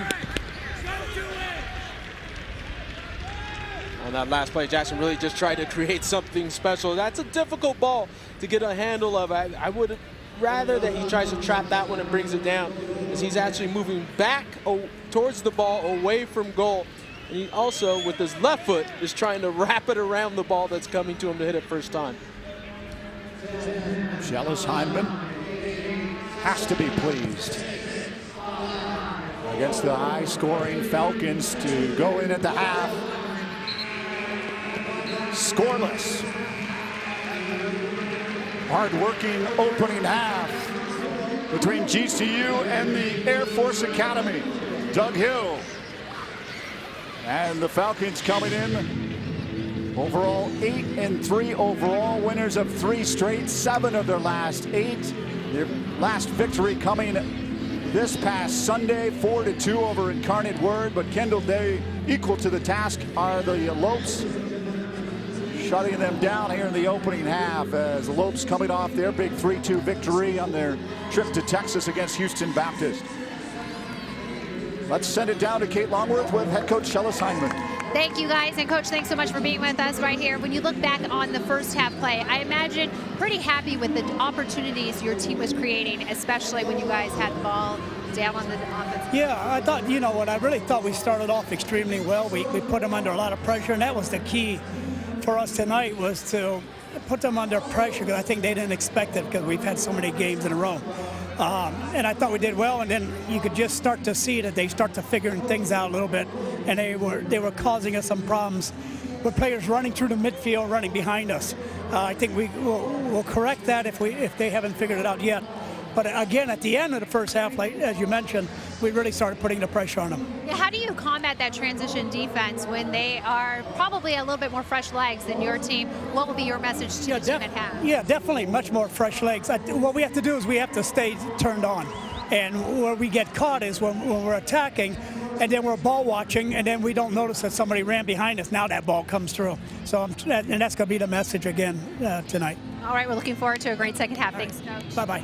All right, guys. Well, if those were tired legs, that hustle you saw down the line in those final seconds here of the first half, I think that only means good things to come for the Lopes in the second half. Thank you, Kate. Stay with us from GCU Stadium. It's halftime. The Lopes and Air Force Academy are scoreless. We'll be back after this timeout on CW6. GCU is the university that never sleeps, moving at the speed of light. And now GCU is leading in the area of computer science and IT. With over 200 university degree programs across 9 colleges on campus and online. Join the most inventive concept in education today. Yeah, I've been Fast-track shaking and options rattling. available with courses in cybersecurity, Things good. You want cloud to stay with computing, this? and systems architecture. Find your purpose at Grand Canyon University. Visit gcu.edu/IT. All right, brother. All right, man. At GCU, yeah, earn I'm your sitting degree in the online. booth. Bet Doesn't knows I'm have right to on be the other without side of that college door. Experience. Okay. To find your purpose, it takes support Yeah, from just those around you. let them know I'm right GCU's there. leadership offers over 3 decades of experience in delivering real-world degree programs online. GCU's online class size averages less than 17 students with full-time faculty and student advisors. Find your purpose online at Grand Canyon University. Call us today at 855-428-7692. Finding the right college isn't always simple. The choices I make today affect where I'll be tomorrow. That's why I chose Grand Canyon University. Here I'm working toward a greater purpose and a place that feels like home. With scholarships to help me earn my degree, I can graduate in less than 4 years. By attending GCU, Arizona's premier private Christian university, I know I'm not just making the right choice, I'm making the smart choice. Find your purpose at Grand Canyon University. Private, Christian, affordable. Visit gcu.edu. All right, welcome back here to the GCU Stadium where we are talking Division I soccer here on the CW6. We are all tied at half 0-0. Neither of these teams have suffered a loss in WAC conference play, so you imagine something's got to give in this second half. But first, we have a lot to talk about here at halftime. I am Kate Longworth, and I'm just going to say I'm joined by the director of fun, I've been told. Why don't you explain it all? So I'm the director of in-game entertainment, so lights, lasers, music, intro videos. I try to coordinate that and make sure it happens at the right time during the game for the fan experience at home games. And if you've seen what happens here at home games at GCU, you know that title comes with a lot of hard work, but I would say it's fun when you look at Midnight Madness. Yes. Take me through the whole theme of Midnight Madness last night, what happened, and the incredible showmanship from the coaches out there. Coach Marley especially, right? Yes, definitely. So Midnight Madness takes us about 10 to 11 months to put together. So in about a week or two, I'll start thinking about next year's Midnight Madness. And since it was our final year in the NCAA ban before we can enter the tournament, we went with kind of an end of times, end of the world type of theme. So we took Apocalypse and made it the Apocalypse. That was incredible. And I think, too, when you have this type of participation from Coach Trent May and obviously Coach Dan Marley, everyone knows him here in the Valley and really across the nation for the fun he brings to the court. But we really saw a different side of him last night. Take me through, if you were playing this 10, 11 months ago, how this all unfolded.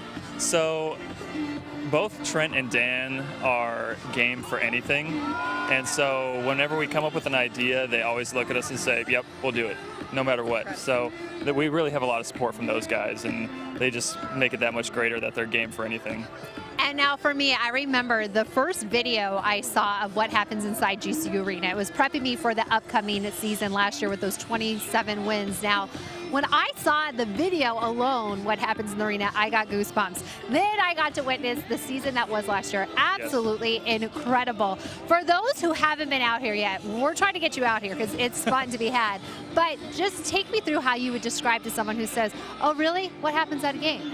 So, well, I've been. It's hard to explain. Where it's really a party with a little bit of basketball involved. So the students have an insane amount of energy, and we try to capitalize on that by playing the best music possible, staying relevant with those types of themes, and just making sure that we provide the best in-game atmosphere for them to stay energetic throughout the whole entire process of the game. And we feel very lucky that we get to be a part of the team and when it comes to broadcasting these home games. And I think what's so amazing is when you walk into that arena, you feel the excitement, the energy, it's palpable. So how do you think that plays into the schedule when you look at this? Because GCU, they are not afraid to take on any opponent. No. We have an impressive schedule coming up. And how does the arena add to that? So the arena is great because it's a very intimate experience. It's not a huge place that gets lost. It's very compact in a way, so it keeps everybody close, keeps the music loud. So we really try to capitalize on everything being close in that aspect. All right. Well, thank you so much for making the experience great time. You definitely live up to your title, Director of Fun. Thank you. Appreciate it. All right. We are heading to break now. We are all tied up 0-0 here at GCU Arena. And here to break it down right after this, all the action that happened in the first half is Barry Buttel, Kobe Jones. They'll be right back with us, stats, highlights, and more. Stay with us here on the CW6.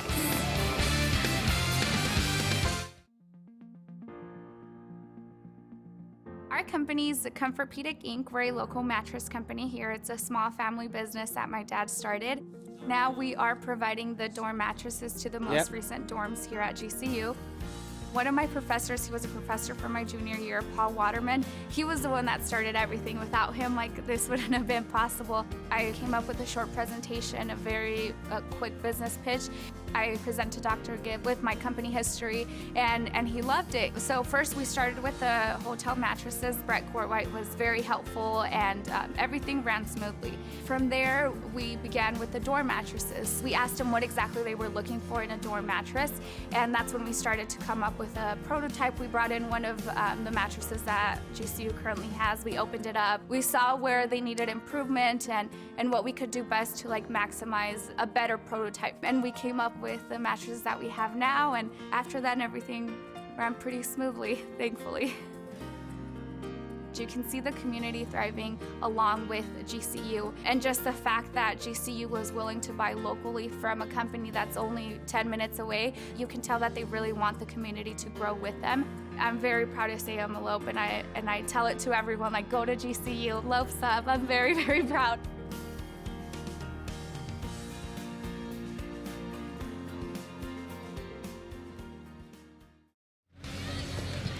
Back live at GCU Stadium on the campus of Grand Canyon University. No score between the Lopes and the Falcons from Air Force Academy.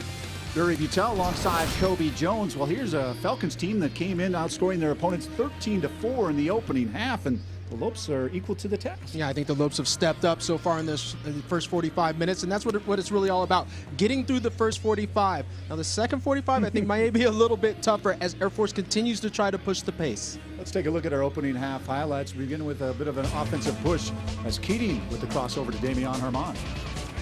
Yeah, you can take a look here as Keating just streaks through and he finds Damian. This is a great little ball, but Damian just can't get enough on the header to get any power there. And then here's another opportunity. The ball just goes into the box, just at the back post. Keating and Damian, so close. But then we see on the opposite end, Air Force coming at it, streaking to that near post, but a beautiful save, once again pushing that ball wide. And off of the set piece, and this is where we know that GCU has to get a little bit better. You see Jackson ducks on that one. It seems to go off of his back rather than in his head. And off of this play here, the foul, you got the opportunity by Jackson. This is a great ball with pace and power, but you see once again a good step up for the big save. And you see just the physicality that's going on within the game. A yellow card here. And then Montalvo steps in, a tactical foul, and he picks up the yellow. And we'll take a look at just the effort continuously going, the shot from distance, the shot cross I like to call it, but just a little bit of touch over for the corner, and then the ensuing corner you can see Say with the big header, but it's just pushed wide. No score. The shots 9-4 in favor of the Lopes. 4 of those shots coming from Nicky Jackson. Saves in the game, fouls, and corner kicks equaled up at 3 apiece as the Falcons had 3 early on, and then the late push in that opening half, and the Lopes put some pressure on. It's no score, but we've been talking about it throughout the course of the pregame and then also the first half. You mentioned it off the top as we came back from break. Yeah, you wonder just how the legs are going to be in the second half from the Lopes, who have played a lot of soccer. Yeah, we keep mentioning it 4 games a night and days, but it's important because this is almost like playing a tournament. You know, like when you're a kid, you're just continuously playing and playing, but you have to find a way, I think, at this second half to control the ball. We saw it a little bit more towards the end of the first half where they started passing the ball a little bit more, and that allowed them to control the game and also still create those opportunities, forcing Air Force to chase. You sense perhaps some more of those home run and kicks looking up for Austin Dewing and whatnot? Yeah, I believe so. I think we're going to see from the Falcons, they're going to continuously push the pace, balls over the top, being very direct, and the continuous substitutions. You see it that those substitutions are happening on the wings and up top to continue to push the pace on the defense, forcing the defense of GCU to turn and chase. And that's the last thing that any player wants to do. Well, we shall see. Second half action about to begin here from GCU Stadium. Leave it here. No score between the Air Force Academy and the GCU Lopes on CW6.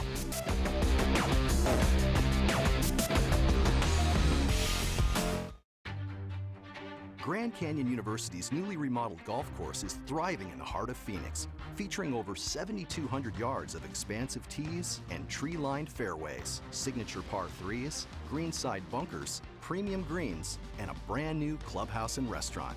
Experience a University Championship golf course this summer with great rates as low as $15 available now. Book your tee times at gcugolf.com. GCU is the university that never sleeps, moving at the speed of light, so we can give our students the competitive edge they need to succeed. And now, GCU is leading in the areas of computer science and IT. We prepare students to meet the demands of the fastest growing industry through our innovative IT programs in our College of Science, Engineering, and Technology. Using the latest real-world tools and an adaptive curriculum, GCU gives students the education they need today to excel in their careers tomorrow. Join the most inventive concept in education right now and position yourself for a future in the expanding world of IT. GCU offers fast-track options with courses in cybersecurity, cloud computing, systems architecture, and business analytics. Find your purpose at Grand Canyon University. Private, Christian, affordable. Visit gcu.edu/IT.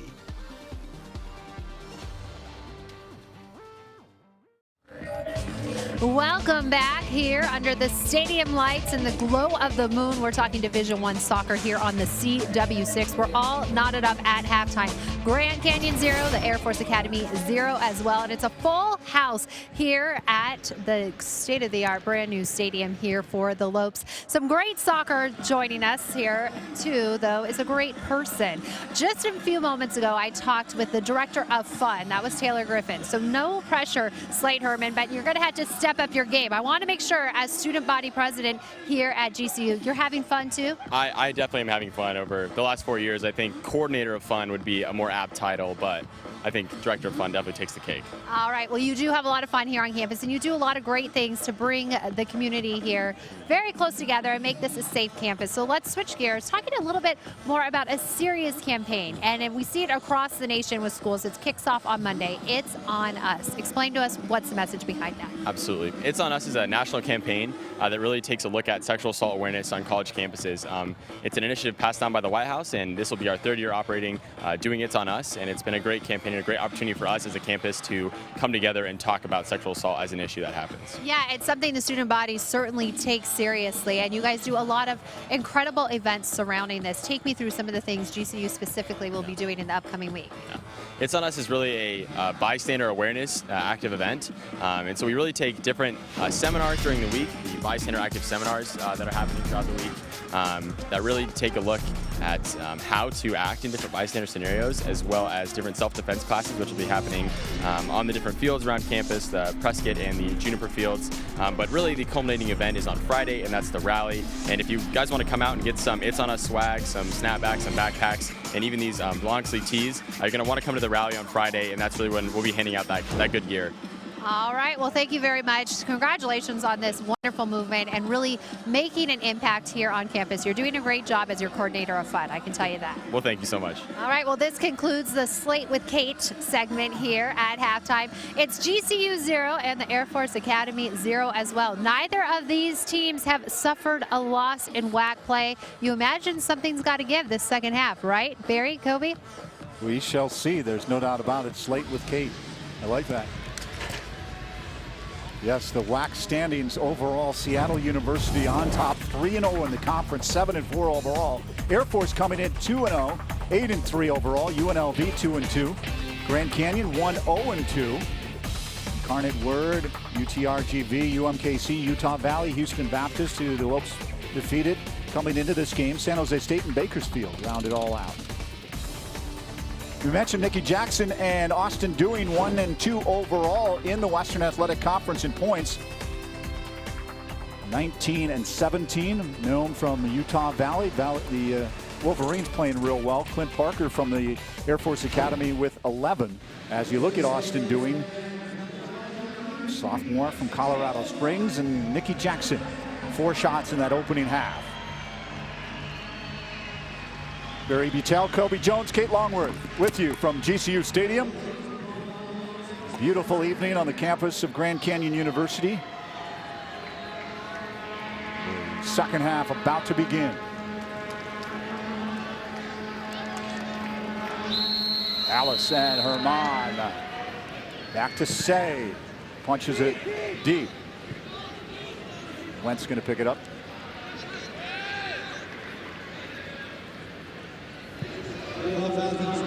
John Went. His 10th game. In goal.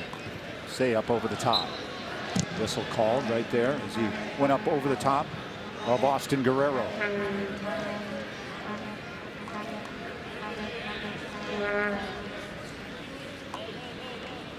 That's one player in Say that needs, I think, a little bit more of a presence in the midfield.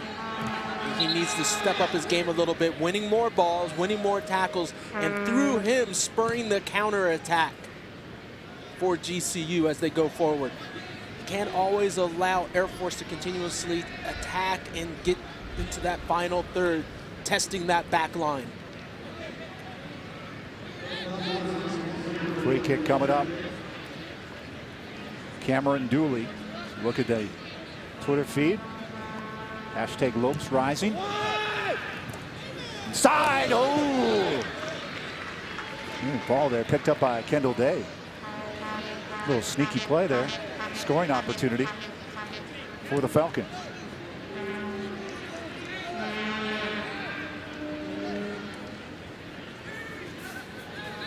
Labaria.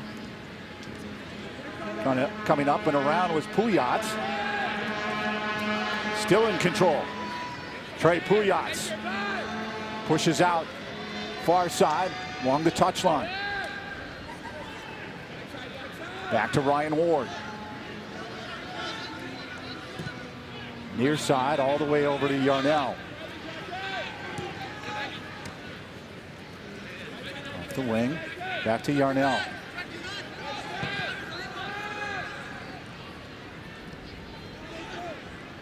Ball possession. Herman trying to put some pressure on. Hallis. Jackson moves up and around. Dooley. Outside, backside. Keating moves to his right, looks for the cross. High. Goal kick.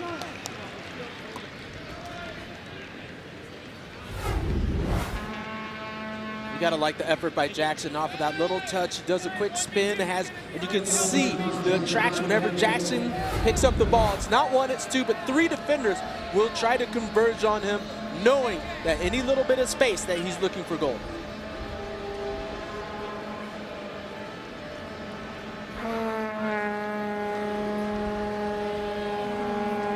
Went again with that left foot. Hangs up. Midfield, headed up, near side. Throw in Air Force. Jake Yarnell. Kicked back out by Slack. As Yarnell was looking for Austin Dewing. Slack trying to cover him.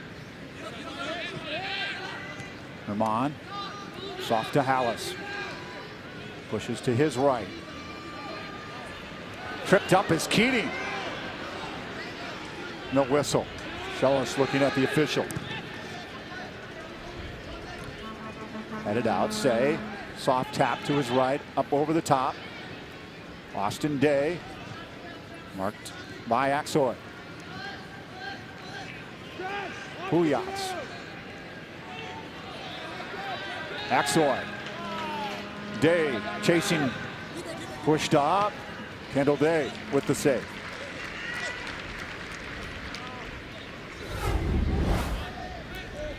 Right, here's a look as Keating's going through, and that's, for me, that's a foul. Appeared to be. Ryan Ward. Official letting him play here early on, second half, no score. This Air Force team, again, coming in 28 goals in 11 games.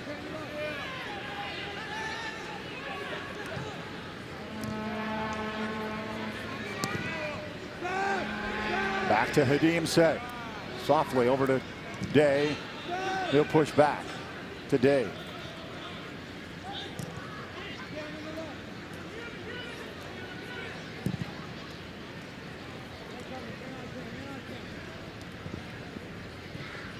Trying to keep it in. Ooh, that looked like it was beyond the goal line.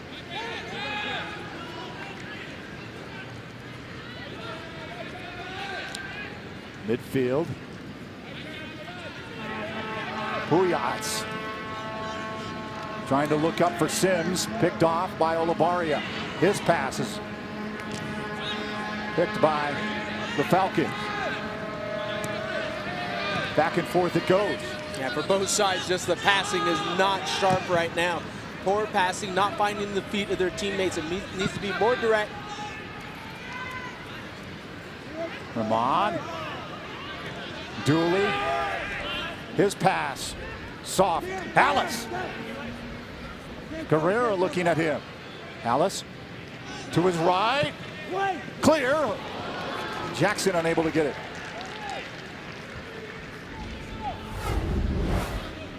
Hallis has been hustling. Yeah, Hallis in the space, and you can see just trying to go one-on-one with the defender. Gets himself enough room, and then just drives this one across. And really, all Jackson has to do is get his head on that one and just have a little bit of a redirection. And he understands all he needs is a glance, but just goes in a little too soft, and the ball just skips right by him. 3 assists for Alex Hallis. Headed back. Say, tight quarters there at midfield. Punched up by Axoy.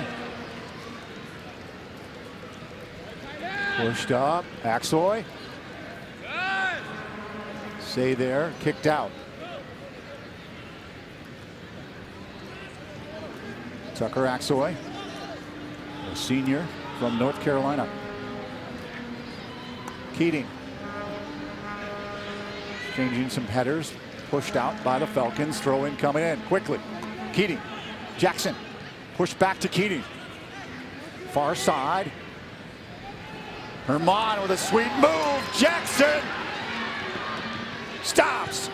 Looks for Keating. Punched in the middle. Errant ball.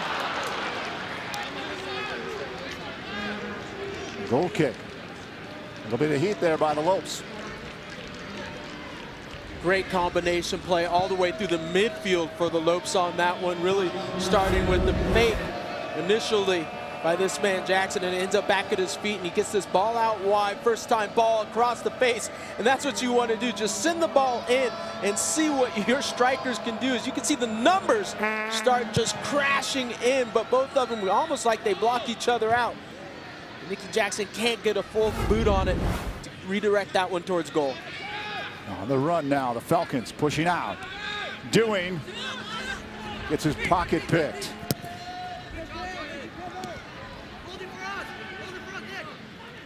Jackson, Herman. Some room now to Slack. Back out front, Hallis trying to find some room. Still in control, Hallis. Hallis again looking, give it go. Herman! Pushed out, sliding tackle. Big time pressure by the Lopes. Well, that's exactly it. The Lopes starting to put the pressure on. You see Hallis with the combination play, finds Herman. Herman just tries to dance right around, and a good saving tackle, some emergency defending by Air Force on the other side. As you can see that slide in. Last moment, just really stave off Herman.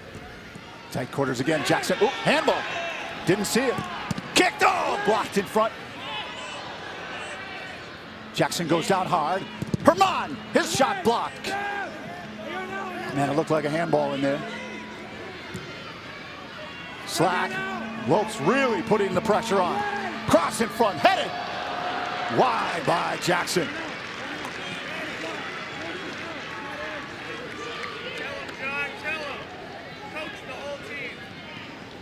Hyman, Coach Hyman's got to be pleased with his group. Pouring it on. This is nice pressure coming from GCU. We'll take a look here.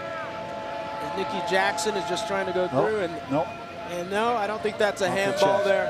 A good no call by the referee, Daniel Radford, and we'll see this cross come in. And Nikki Jackson gets a full head on it. He's just too far at that near post. He's beyond the near post. So that makes it so difficult to redirect that one on target. Throw in by the Lopes. Soft header. Back to midfield. Headed back up. Rodriguez-Niebles. Ooh, almost a break there. Say. Far side, Austin Day. Punched up. Keating. Out of bounds. Throw in for the Lopes. Leaving it there for Austin Day. Freshman from Frisco, Texas. Alice. Marked by Puyats. Into the box. Jackson trying to turn. Can't get it. Oh, just wouldn't land. Just wouldn't sit down for him. Jackson does everything right on this one. As the ball comes down to his feet, he's able to get this one and turn with it. This is exactly what you want to do. The defender rushes by, and he has that extra touch. Maybe he doesn't touch it enough to get a clean shot on it. But everything except the last play was on for Jackson on that one. Corner kick coming up for the Lopes. They had a flurry of them to close out the opening half, as Rodillo makes his way back onto the field.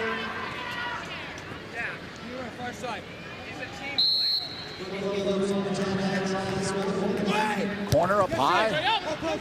Punched out.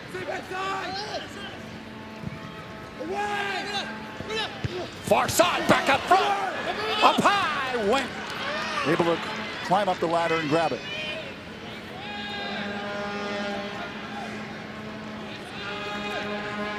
Quick transition now. Lost. Tucker Axoy. Sliding in is Montalvo.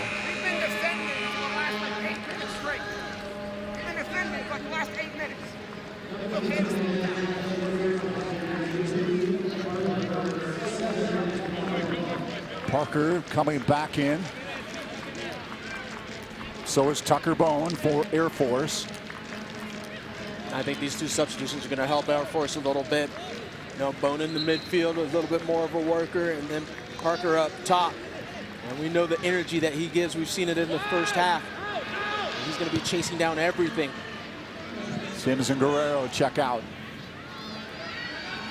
Oh, little push there.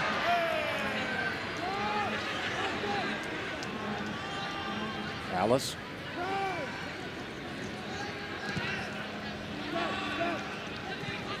Olavarria, near side.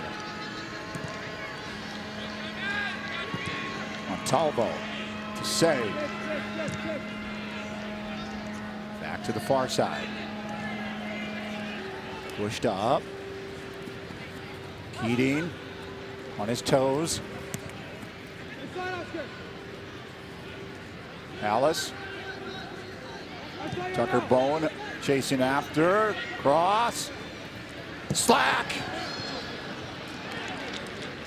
Over the CW6 sign. Goal kick.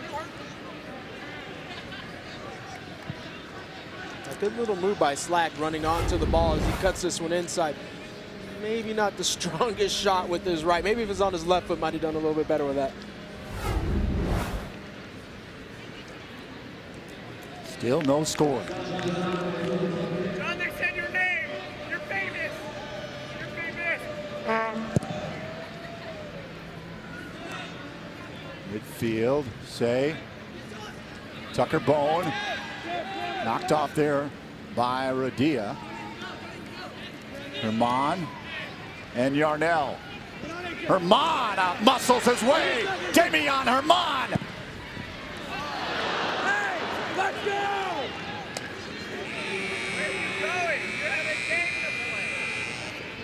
Yarnell at 6'4" and Damian Herman at 5'9".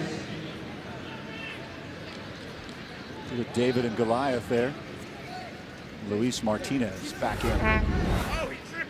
This is Herman as he actually beats Yarnell, and then he just gets into a spot where he's trying to take a shot there. Just totally mishits that when it goes out for a throw-in. That's what happens, usually stuff like that, when you're starting to feel the heavy legs.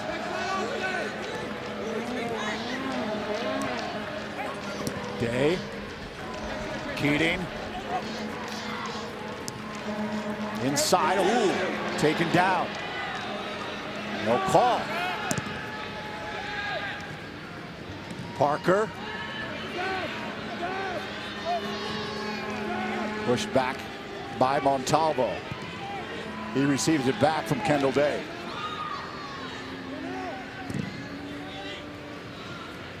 They look for the long ball. Went, comes out.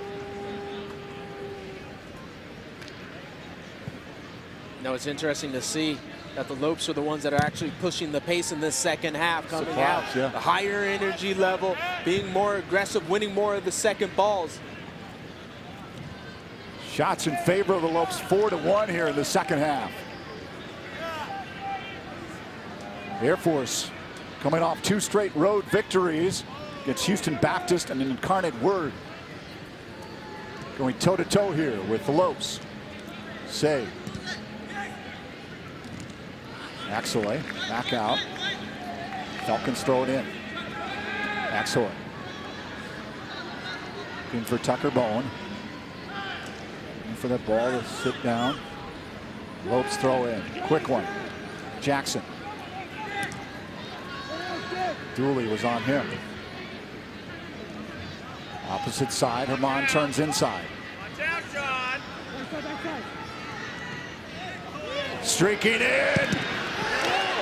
Shot right there. Handball. Radia with the blast.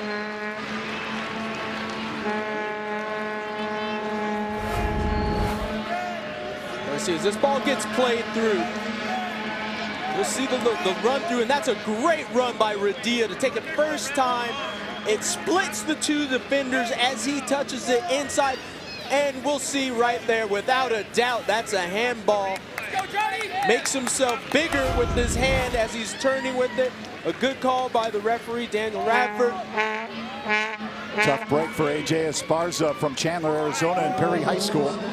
First trying to turn his body out of that blast from Radia. Big opportunity here for the Lopes. When awaiting the penalty kick from Nikki Jackson. Coming off the 3-goal performance at Houston Baptist. Jackson, oh, the left hand by Wendt. The left hand.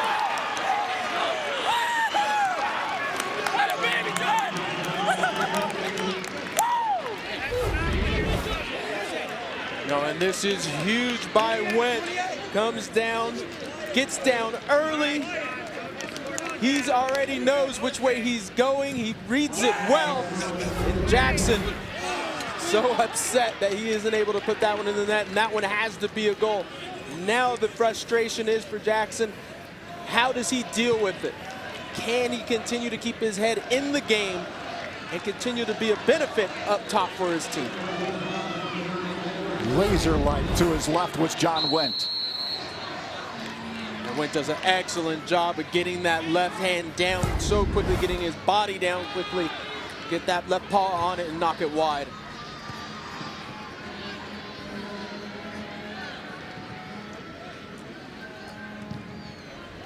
Opportunity goes for naught for the Lopes. Still scoreless with the Falcons. Puyats pushes out. Parker picked off. Still hustling there. Axel. Back to Ward. Cross. Herman. Nutmeg. I believe that's 2 for him. I think it's 3, actually. 3? We should keep that stat. I think Herman, I'm sure he's one of those players that his teammates don't like too much in practice. Probably not, you're right. But give him a lot of credit what he's doing on the defensive side. They're tracking back like that, and still keeping the frame of mind to think, you know what, I'm going to try to put this ball between the player's legs. Look at Austin Day, stay with it. Bone loses it. Jackson looking for some room. In the box.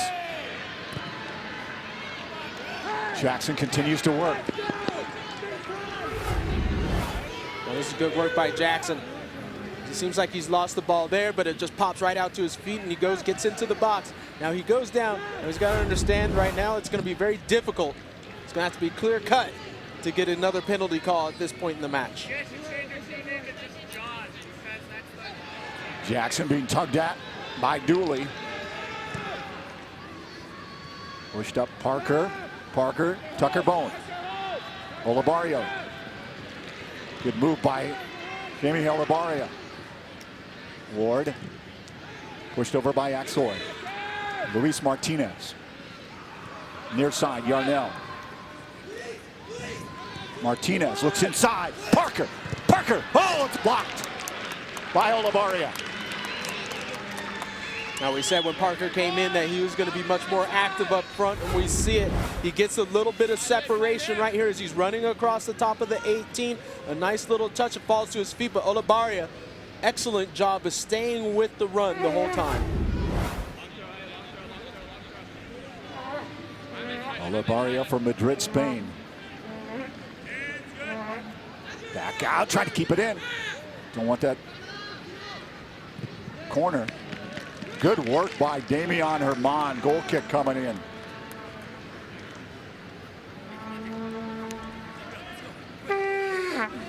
Damian playing this summer, FC Tucson. Damian growing up just blocks away from Grand Canyon University here in Maryvale.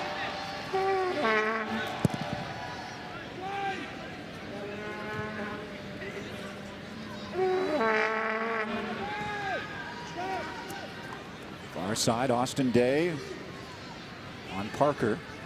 Parker back out to Ward. Ward looking inside. Say steps into Parker. Throw in Falcons.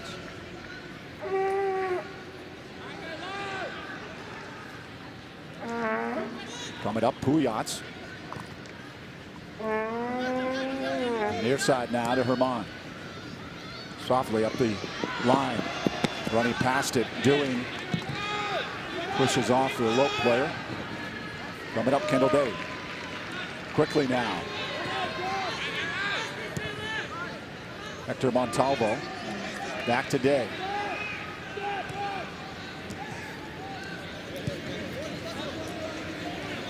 Olabarrio on the far side.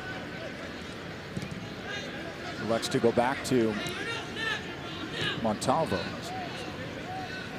They inch their way up. Looking for that home run. Jackson. Palace. Austin Day. Punched up. Off the wing. Keating. Looking to move inside. Air Force throwing.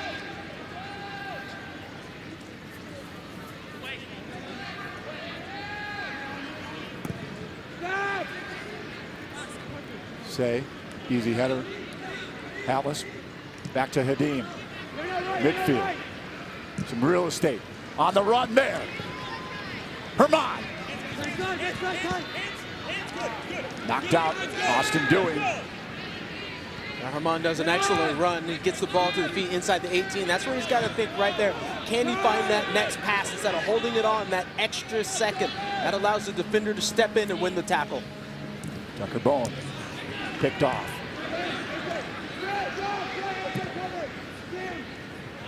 Alice. Working hard is Alex Hellis. Jackson. Wheeling around is Cameron Dooley. Back to Wayne.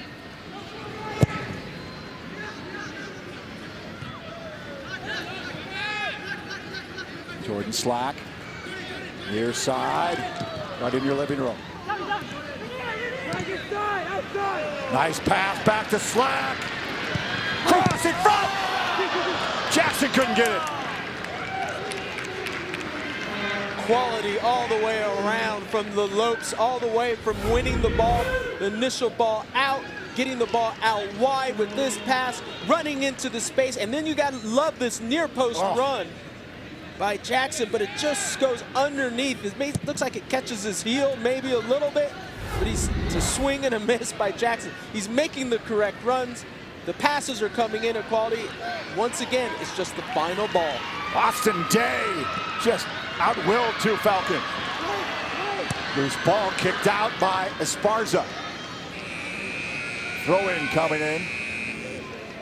Jose Rodriguez Nieblas will check back into the game for Keating. Let's send it over to Kate Longworth. Well, guys, we can see just how intense this matchup is right now with the score still knotted at zeros. But make no mistake, these two teams have great respect for one another, and it starts at the top with Coach Hyman and Coach Hill. The two go back in the soccer community when Hill played at the Air Force Academy against SMU in the early 80s when Shellis was coaching there. Hill said he has great admiration for Shellis and what he's doing for this program. And if by chance you see Coach Hill with his phone out snapping some photos, well, he did admit he's documenting the look of this new stadium to use it as a pitch for a new pitch back at the Air Force Academy in Colorado Springs. I would suspect a lot of visiting coaches here to GCU Stadium will be taking some photos. State-of-the-art facility opening up in front of the largest crowd to watch a collegiate soccer game against University of Central Florida. 6,400 plus. Cross. Both teams arguing. Goal kick coming up. Both of these teams trying to remain unbeaten in conference play. Hunter Robinson, Fort Collins, Colorado, in for the Falcons.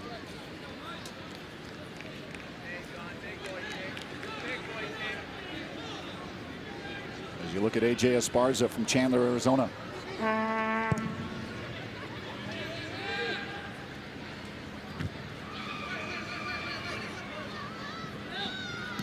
Herman.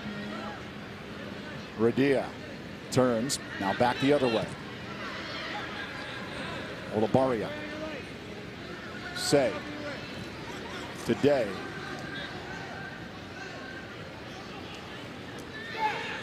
Axoy. Able to get a foot on it, but it ended up back today. Near side. 14-6 the shots in favor of the Lopes.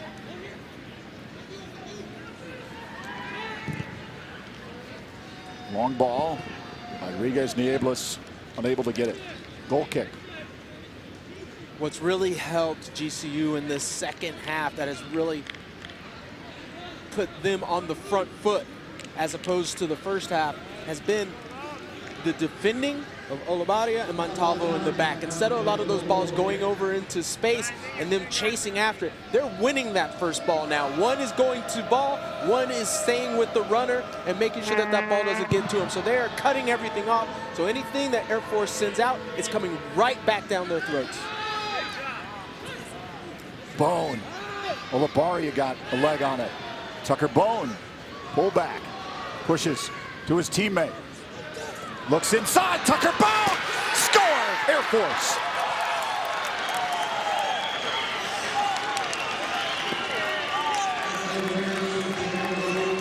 Fourth goal of the season for Tucker Bone. Talbot discussed. Well, this should be discussed because this is just chaos going on. There's opportunities to step up, and it really is about making a play. And no one makes the play because it's just chaos going in front of the goal. The emergency defending players shifting, chasing the ball. Always secondary chasing. Then it falls to the feet of Bone. And Bone just comes through with the toe poke. Look at this point. Look at this. 4 players there, 3 players next. And none of them, out of the 7 players in total, can stop this ball from going into the back of the net. The assist to Luis Martinez. Tucker Bone, as I mentioned, his 4th goal of the season. And a lot of people always wonder on plays, well, what happened? And you'll hear a lot of the top coaches with a lot of experience will say sometimes it's just about someone has to make a play. And that was the effort there that we didn't see anyone from GCU making the play. But Tucker Bone on the other side decided that he was going to be that player to step up and make a play.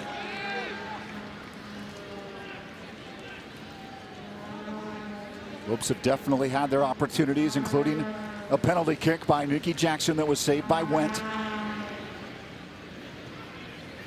And this is the moment right now where we mentioned earlier when it's about leadership. Now this truly is leadership. When you've missed a penalty and then you go down a goal, do you put your head down, or what are you supposed to do is lift? Who's going to lift this team up at this moment? Who's going to step up and put this team on their shoulders? We'll see how the Lopes respond. Along the touch line, kept in there. Martinez able to peel away. Pushes out the Bone, and Kendall Day has to come up with it. Defensive breakdown big time for the Lopes.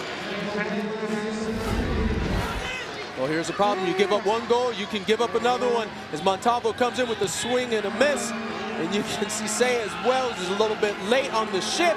And that gives another opportunity for Bone right outside the 6 to have a shot on goal. But Kendall Day comes up with the save.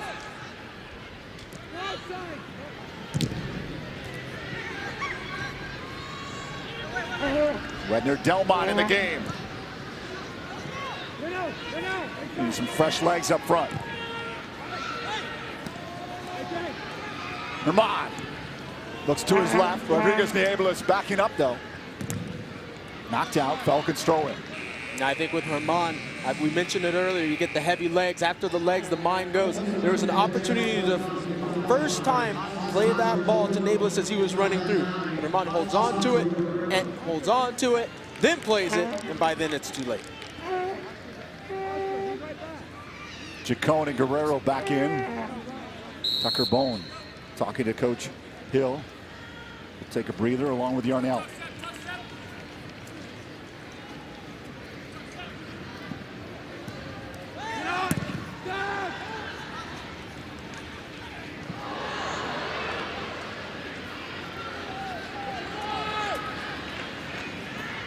Parker. Say having to get back into the play. Guerrero. Near side. Ward. Ward up over the top. Goal kick coming up for Kendall Day.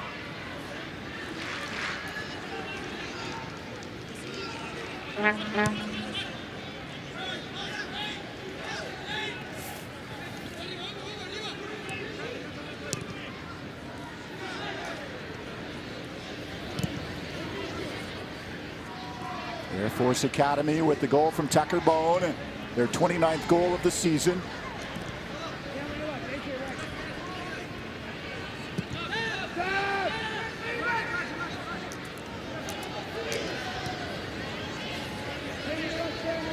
Just taking their time. Labaria finds some room midfield, trying to direct traffic. Ooh, Jackson trying to send Delmmont.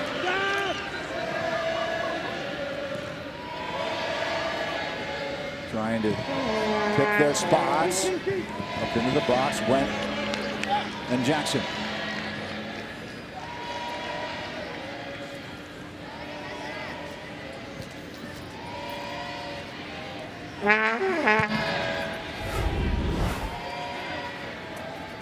Montalvo just puts this ball over, and Jackson just trying to get in there. A little bit of a shove from behind. Throw in for the Falcons. Coming up.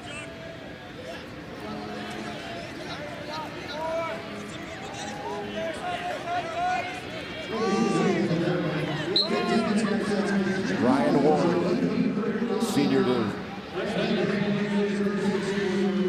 throw in for Air Force.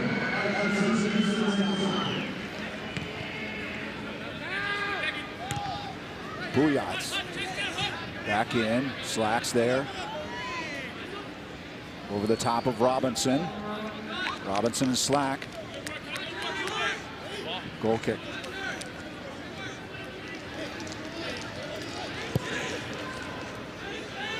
Olabaria.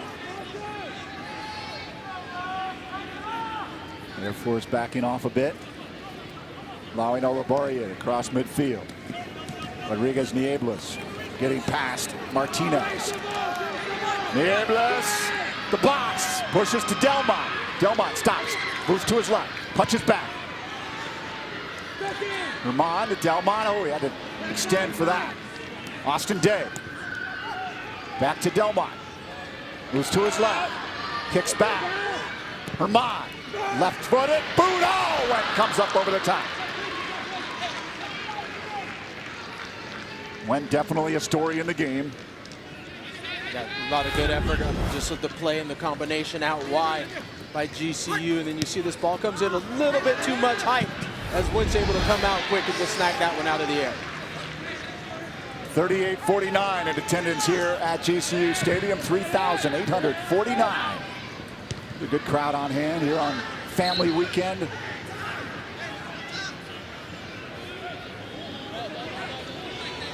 Coming off of Midnight Madness last night. Followed with post-game festivities, of post-Midnight Madness festivities that went till 2 in the morning.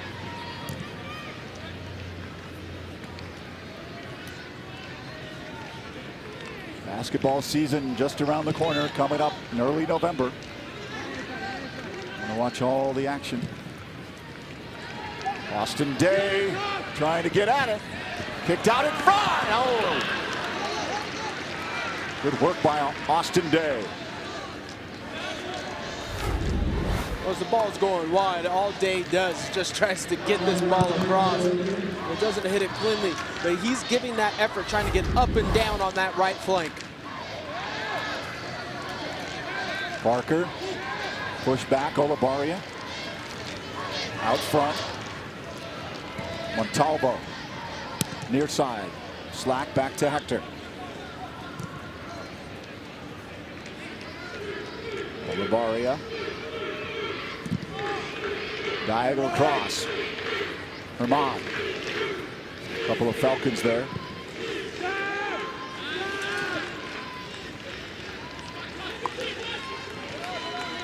Herman logging a lot of minutes, as is Nikki Jackson.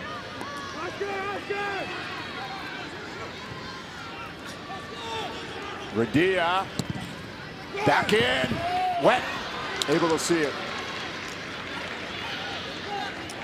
GCU starting to elect to get the ball into the box from deeper crosses, maybe from chasing balls down to the inline, just not quite right. They've got to try to build it up a little bit more to get more quality opportunities. Right now, Went is controlling the box.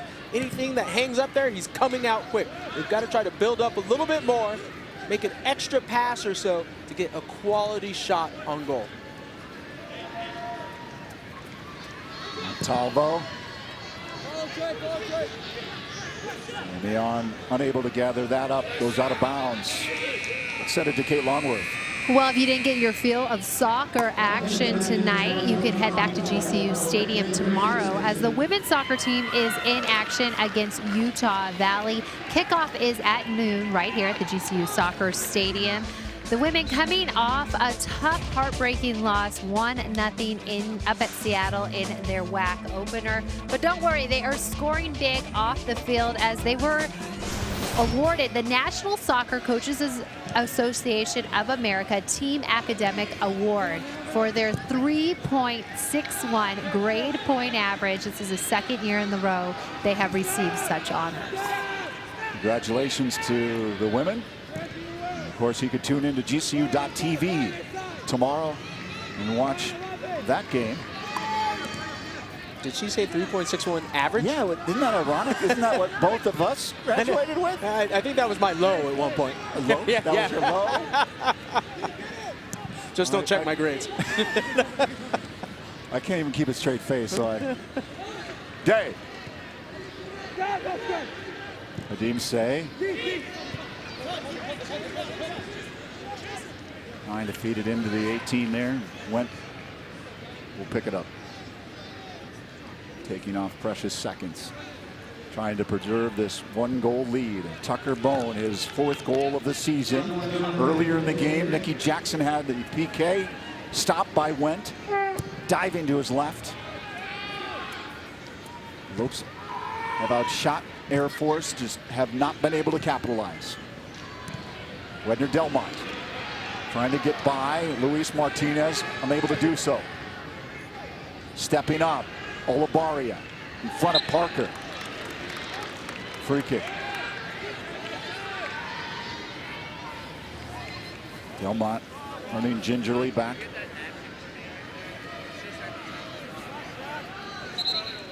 He's got to take a knee.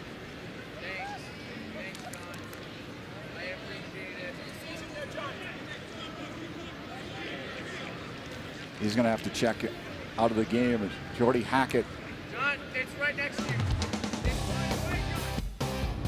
We're taking a look at quite a few of the opportunities and the half chances that Nicky Jackson had.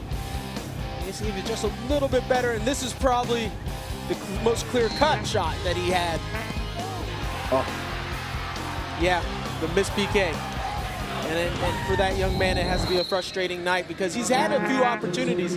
He's had some good looks at goal, but he just hasn't made the most of it.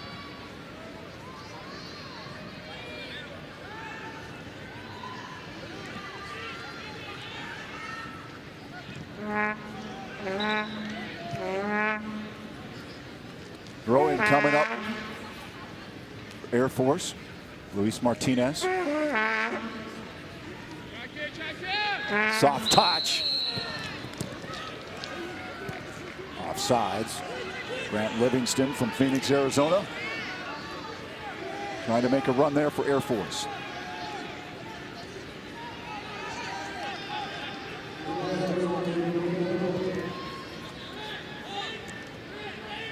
Time ticking away. Lopes need to put some pressure back on John Went, who has been equal to the task. Rodia, far side. Deflected there by Livingston. John, get that track. It's right next to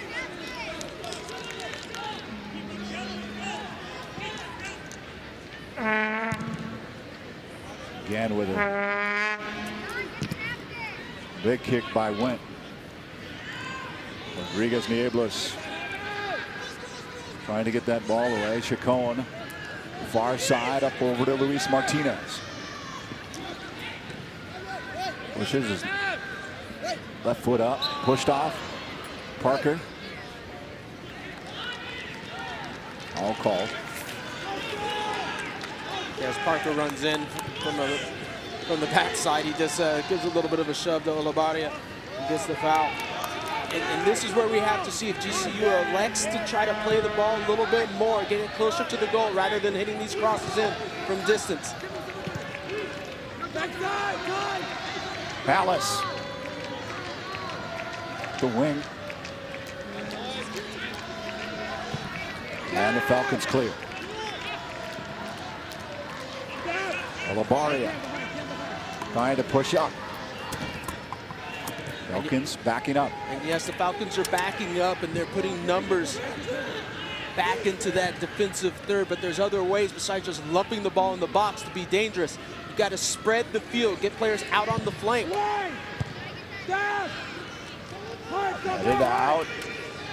Montalvo. Cross. Back out. Rodriguez Nieblas. Alice trying to get over there. And that's a perfect look at the ball going into a wide space and nobody's there. Someone needs to be out there that can pick up that ball, and then when you're in that final third to try to put the cross in. Charles Keating back in.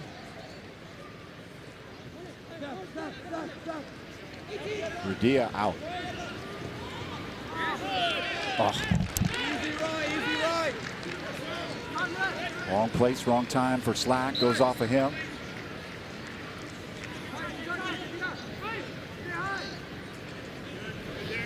A few minutes remain Lopes have to push.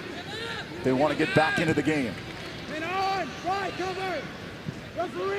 Jackson trying to get in position. Knocked down, no call. Crowd wanted one. Guerrero leaves it there for Robinson. Parker, boot, out front, stop. Back out front. Beyond the Falcons. Huge save by Olabarria. Just that emergency defending to slide and stop that shot on goal. Herman. Hallis.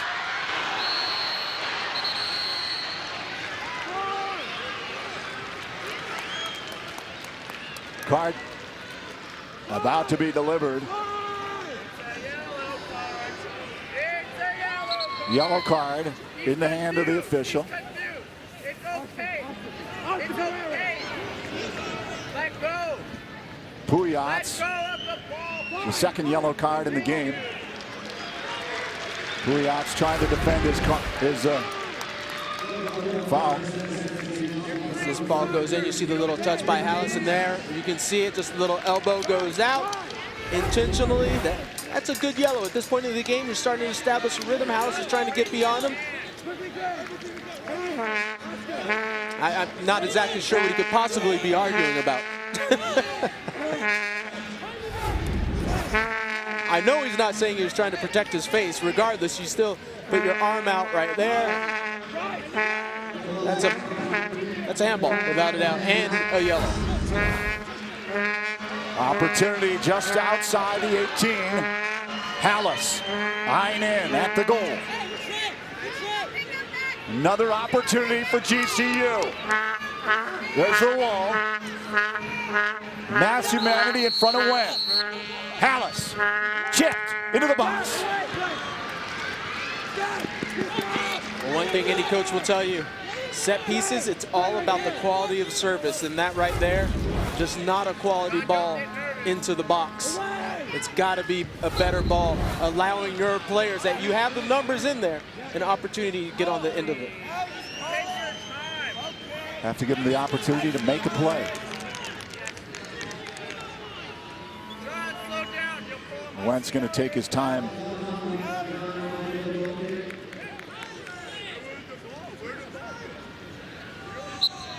Well, it wasn't for naught of opportunities here tonight for GCU. 4 games in 9 days. Gave it all they had here.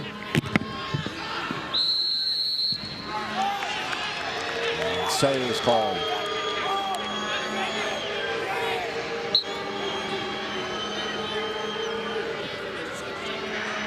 They have a chance for maybe one more go at goal. About a minute left.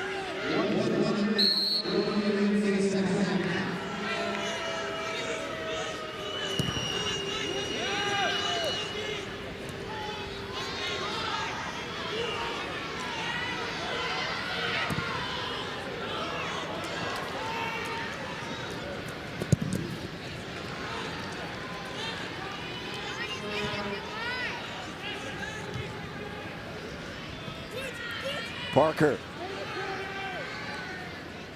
just trying to possess the ball right now are the Falcons. Chacon. Open real estate near side for Ryan Ward. Chacon.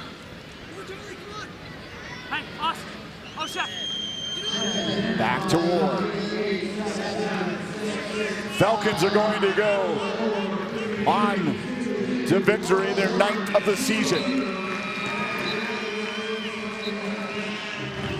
Big story tonight. There you see Tucker Bone, his 4th goal of the season. But there, definitely the story. John Wett in goal. The Lopes peppered the goalkeeper.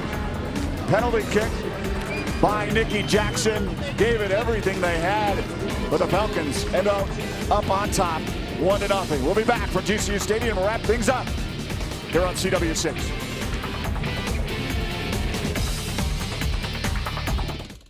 There's a swell of excitement at GCU as the Lopes gear up for their season and they're ready for action.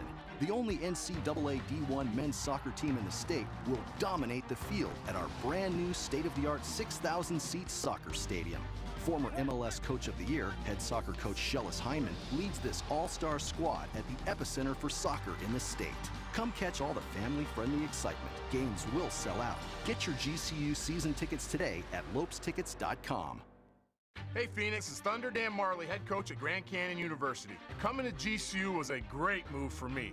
Join Antelope Nation by enrolling as an evening student at our beautiful campus in the heart of Phoenix. Earn your bachelor's, master's, or doctoral degree to take your career to the next level. Engage with industry expert instructors in small classroom settings where you can get the support you need to excel.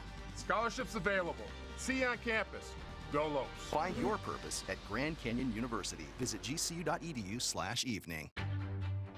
Grand Canyon University's newly remodeled golf course is thriving in the heart of Phoenix, featuring over 7,200 yards of expansive tees and tree-lined fairways, signature par 3s, greenside bunkers, premium greens, and a brand new clubhouse and restaurant. Experience a University Championship golf course this summer with great rates as low as $15 available now. Book your tee times at gcugolf.com.